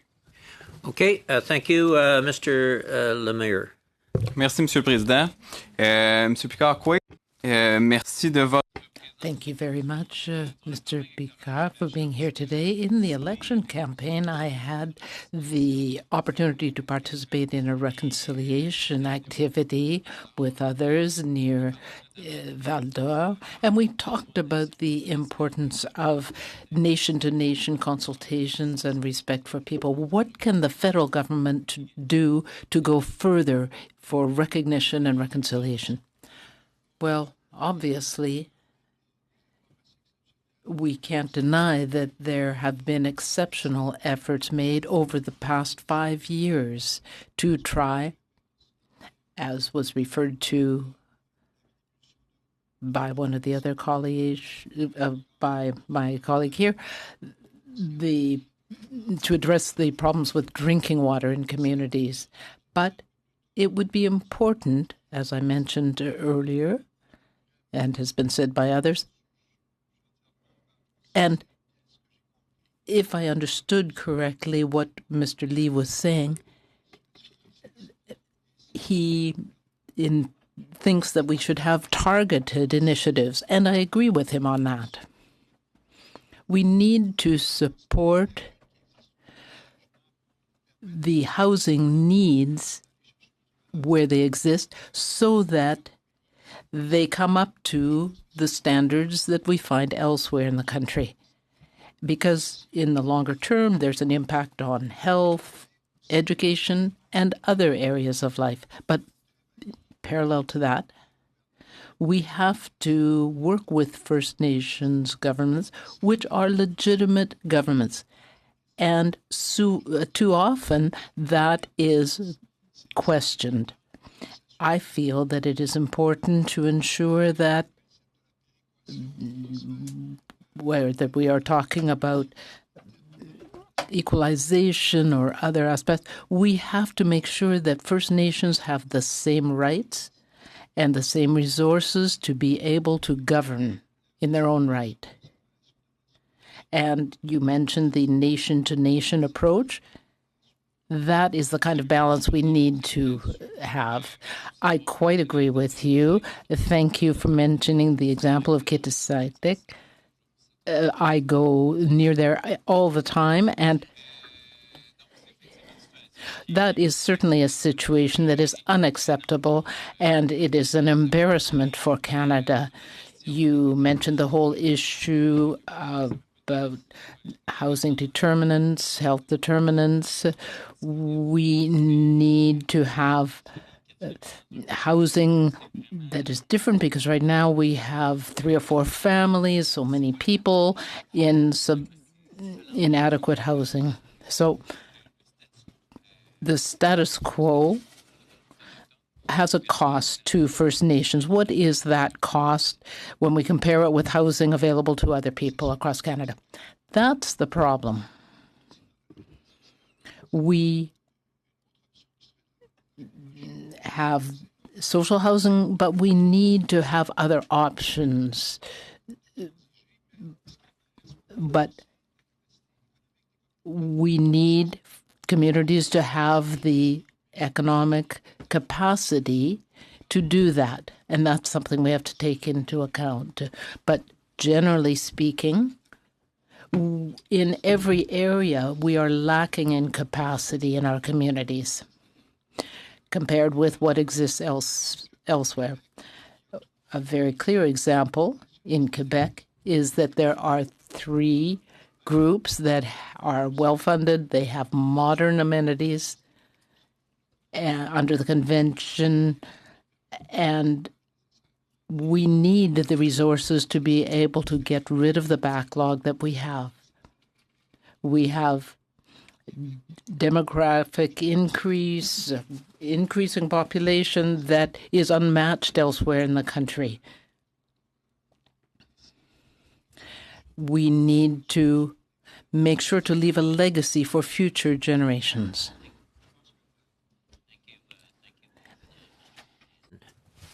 Merci beaucoup, Monsieur le Président. Je vais... Thank you very much, Mr. Chairman. I would like to continue with Mr. Picard. We appreciate very much your coming here today. You talked about the catch-up that was needed, the elimination of backlog when it comes to child and family services, and the housing. You talked about $4 billion over 10 years, but shouldn't that investment be made now in this next budget so that the investments will reduce the backlog and eliminate the crisis that exists? But I would like to know when it comes to communities in Quebec and across the country, how are people dealing with this lack of housing? What is the impact? Does it mean that families are having to share housing? Does it mean that there is a lack of healthy housing? What is the result of the lack of investment? What it means in Quebec is that we need 8,000 more housing units. And that means 4,000 units that need to be decontaminated. As well, the program is not necessarily one that we can count on. We know that the climate is having an impact when it comes to transporting construction materials and so on.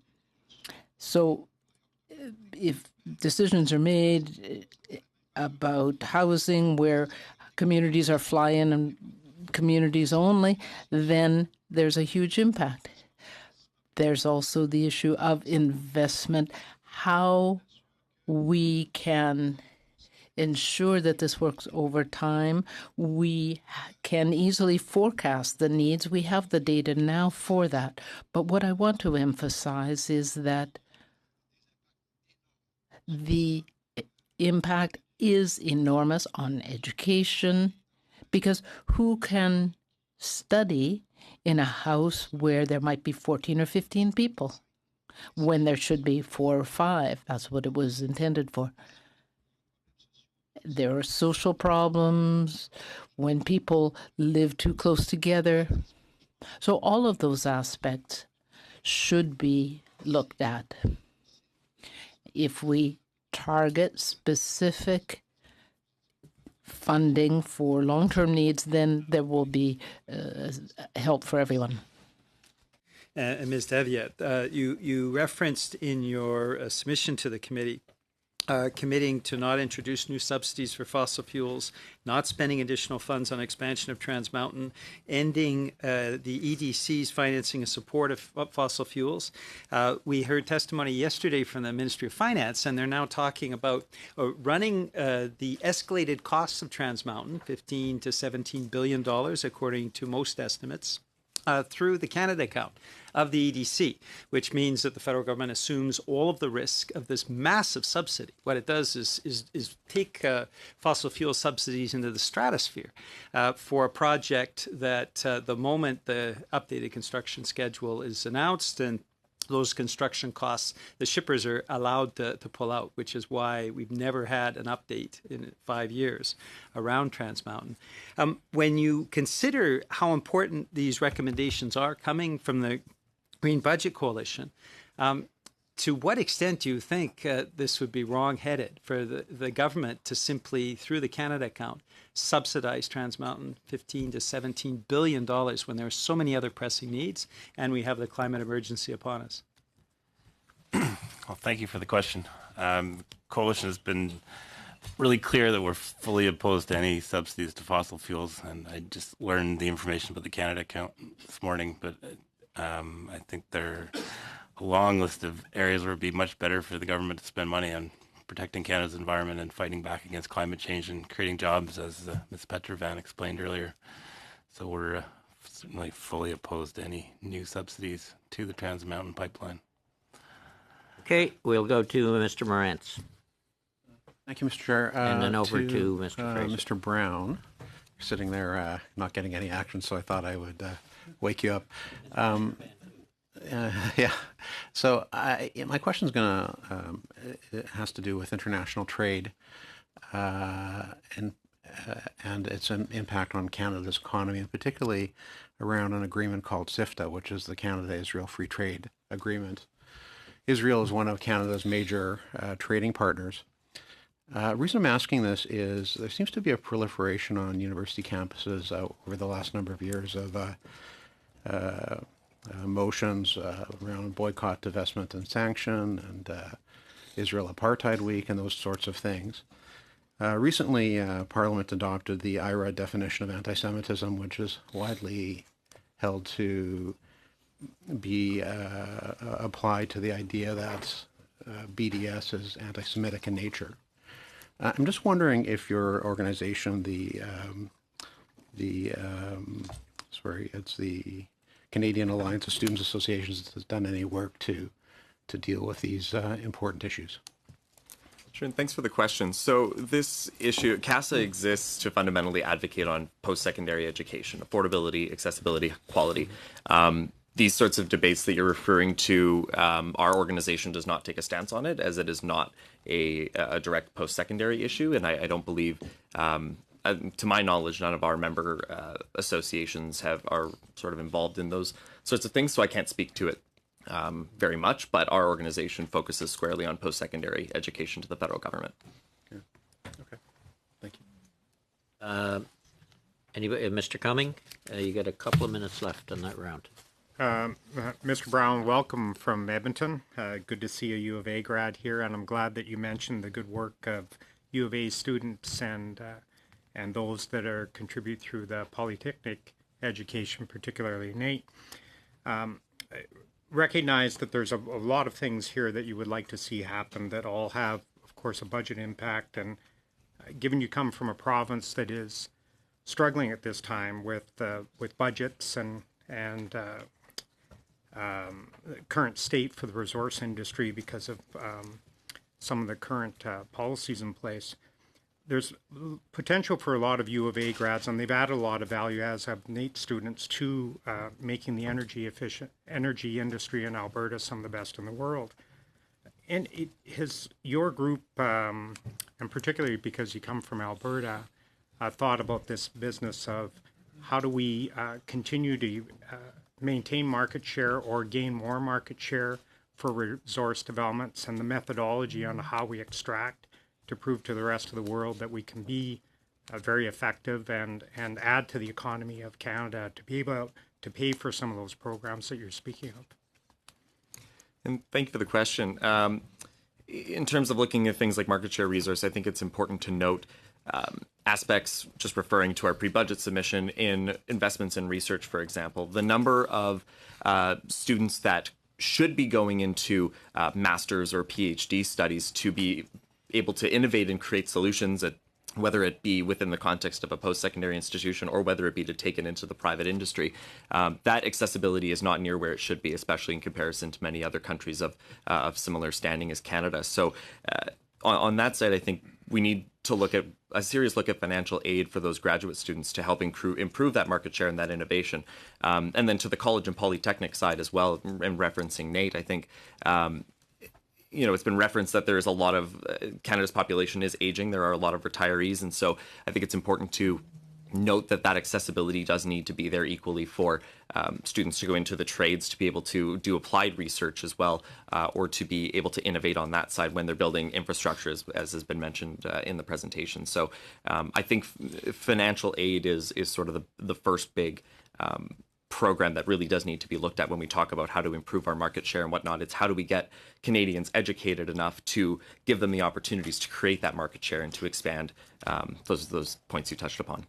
Thank you both. Mr. Fraser, go ahead. Thank you very much. And when it rains, it pours. I'm going to toss a few questions Mr. Brown's way. Really, one, because I'm going to be sharing my time with my colleague, Mr. Frykskatos.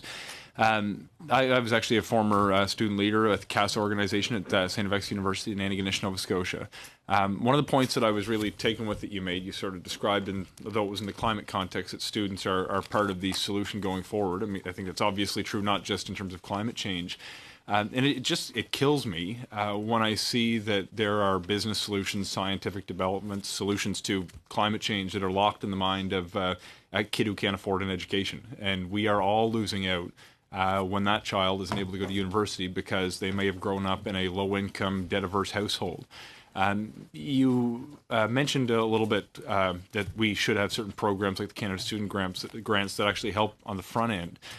We increased in the previous Parliament the Canada Student Grant Program by 50% and campaigned on a commitment to increase it further. I'm curious if you have advice how that can best be deployed to ensure that the entire nation benefits from the potential that's currently being untapped, whether it's in the skilled trades, whether it's in science programming, whether it's in liberal arts backgrounds. How can we tailor the Canada Student Grants Program to ensure that we allow students who are currently not pursuing an education because of the risk of taking on too much debt? And that's a great question. Thank you for that. I think one of the biggest things is, like I mentioned, the support for graduate students. The federal government does not offer any support through Canada Student Grants in terms of upfront non-repayable grants for students or for students to go pursue graduate studies. And that really does, to your point, it really does stifle that innovation and just that potential that we have, whether we're talking within the context of combating climate change or economic innovation or whatnot. To Mr. Lee's point, making sure that these grants are targeted towards the people that need them the most and can make most use of them with regards to the $28,000 debt level I think is extremely important. And then on the other side as well, looking at how Canada Student Grants can support college and polytechnic students. I'm not sure what the logic was behind not giving that $1,000 grant to college and polytechnic students that are trying to get that equipment in their first year, but it definitely stifles that inclination to want to continue if your first year is so expensive and it'll be maybe cheaper later, but you do have to make it past that first year at first, and those finances can be very difficult. So I think those are really important steps. Thank you, and we won't have time for an answer to this because I will pass it off to my colleague. If on the back end of this meeting you wanted to give feedback as to why the Canada Student Grant Program would be better positioned than, say, SSHRC or NSERC scholarships for graduate programs, I'd be interested on your organization's feedback. But with that, I'll pass it off to my colleague. Sure. Thank you very much, Sean. And Ms. Petrovan, you are the third witness in 2 days to voice support for electric buses. You talked about a rebate program that would help municipalities cover the costs. Could you go into how that would work? So a rebate program could work very similar to the way that a rebate program works for electric vehicles. And the reason why we're proposing a rebate program versus a more targeted infrastructure program under the Investing in Canada plan is the simplicity of which the program could be delivered, which is important, not necessarily when you're looking so much at the larger municipalities, but if you're looking at smaller municipalities and their ability to file all of the necessary paperwork and go through all the necessary application processes. It also enables the government to give funding directly to municipal transit authorities without having to work through the bilateral agreements between the feds and the provinces. I can already anticipate, though, the argument from municipalities who would say, well, we don't have the capital for upfront costs in the immediate. So how do you respond to that? So it comes, when you're looking at how to fund electric buses, it comes from a bunch of different places. So the rebate has to be scaled to the cost of the bus, and the cost of the bus will be different in different jurisdictions across Canada because of the fuel savings. The emissions potential is actually different based on electricity grids in different parts of the country. So that's the first thing you have to look at. The second thing you have to look at is for municipalities is the related infrastructure cost that comes with electrification, which not everybody necessarily always considers. So it's how do you get charging stations up front? How do you retrofit or build new bus depots? But it's also things like IT systems. And so if you have an infrastructure program, not to doublespeak, but an infrastructure program for the related infrastructure program for buses, and then a rebate program which can rebate the cost differently and is scalable based on the true cost of the bus, that will help some of the municipalities that have already set aside money to do this. For example, City of Toronto, TransLink in Vancouver, will help them spur forward their ambitions to electrify their fleets. Okay, we will thank you. We will have to end it there, end this panel there. I want to thank all the witnesses for coming forward. If committee members just hold for a minute. Thank you for your presentations. Sorry we're a little tighter on time, but thank you for your presentations, and doing the work and preparing them and answering questions. Just for the benefit of committees, we've been back and forth with the Department of Finance on timeframes for a minister to appear, and it seems the only time frame possible for Minister Fortier to appear is tomorrow night, 8 to 9. I'm just wondering where people are at on that. I know it runs as longer tomorrow night. We've tried several other times, including on the 18th and on Thursday, but everyone is completely tied up either at G20 or some other place. So the time frame will be 8 o'clock to 9 tomorrow night, just so people, so members have notice.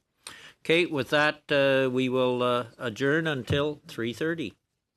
I think, right? Yep. Meeting adjourned. Thank you all again. And I won't be there this afternoon.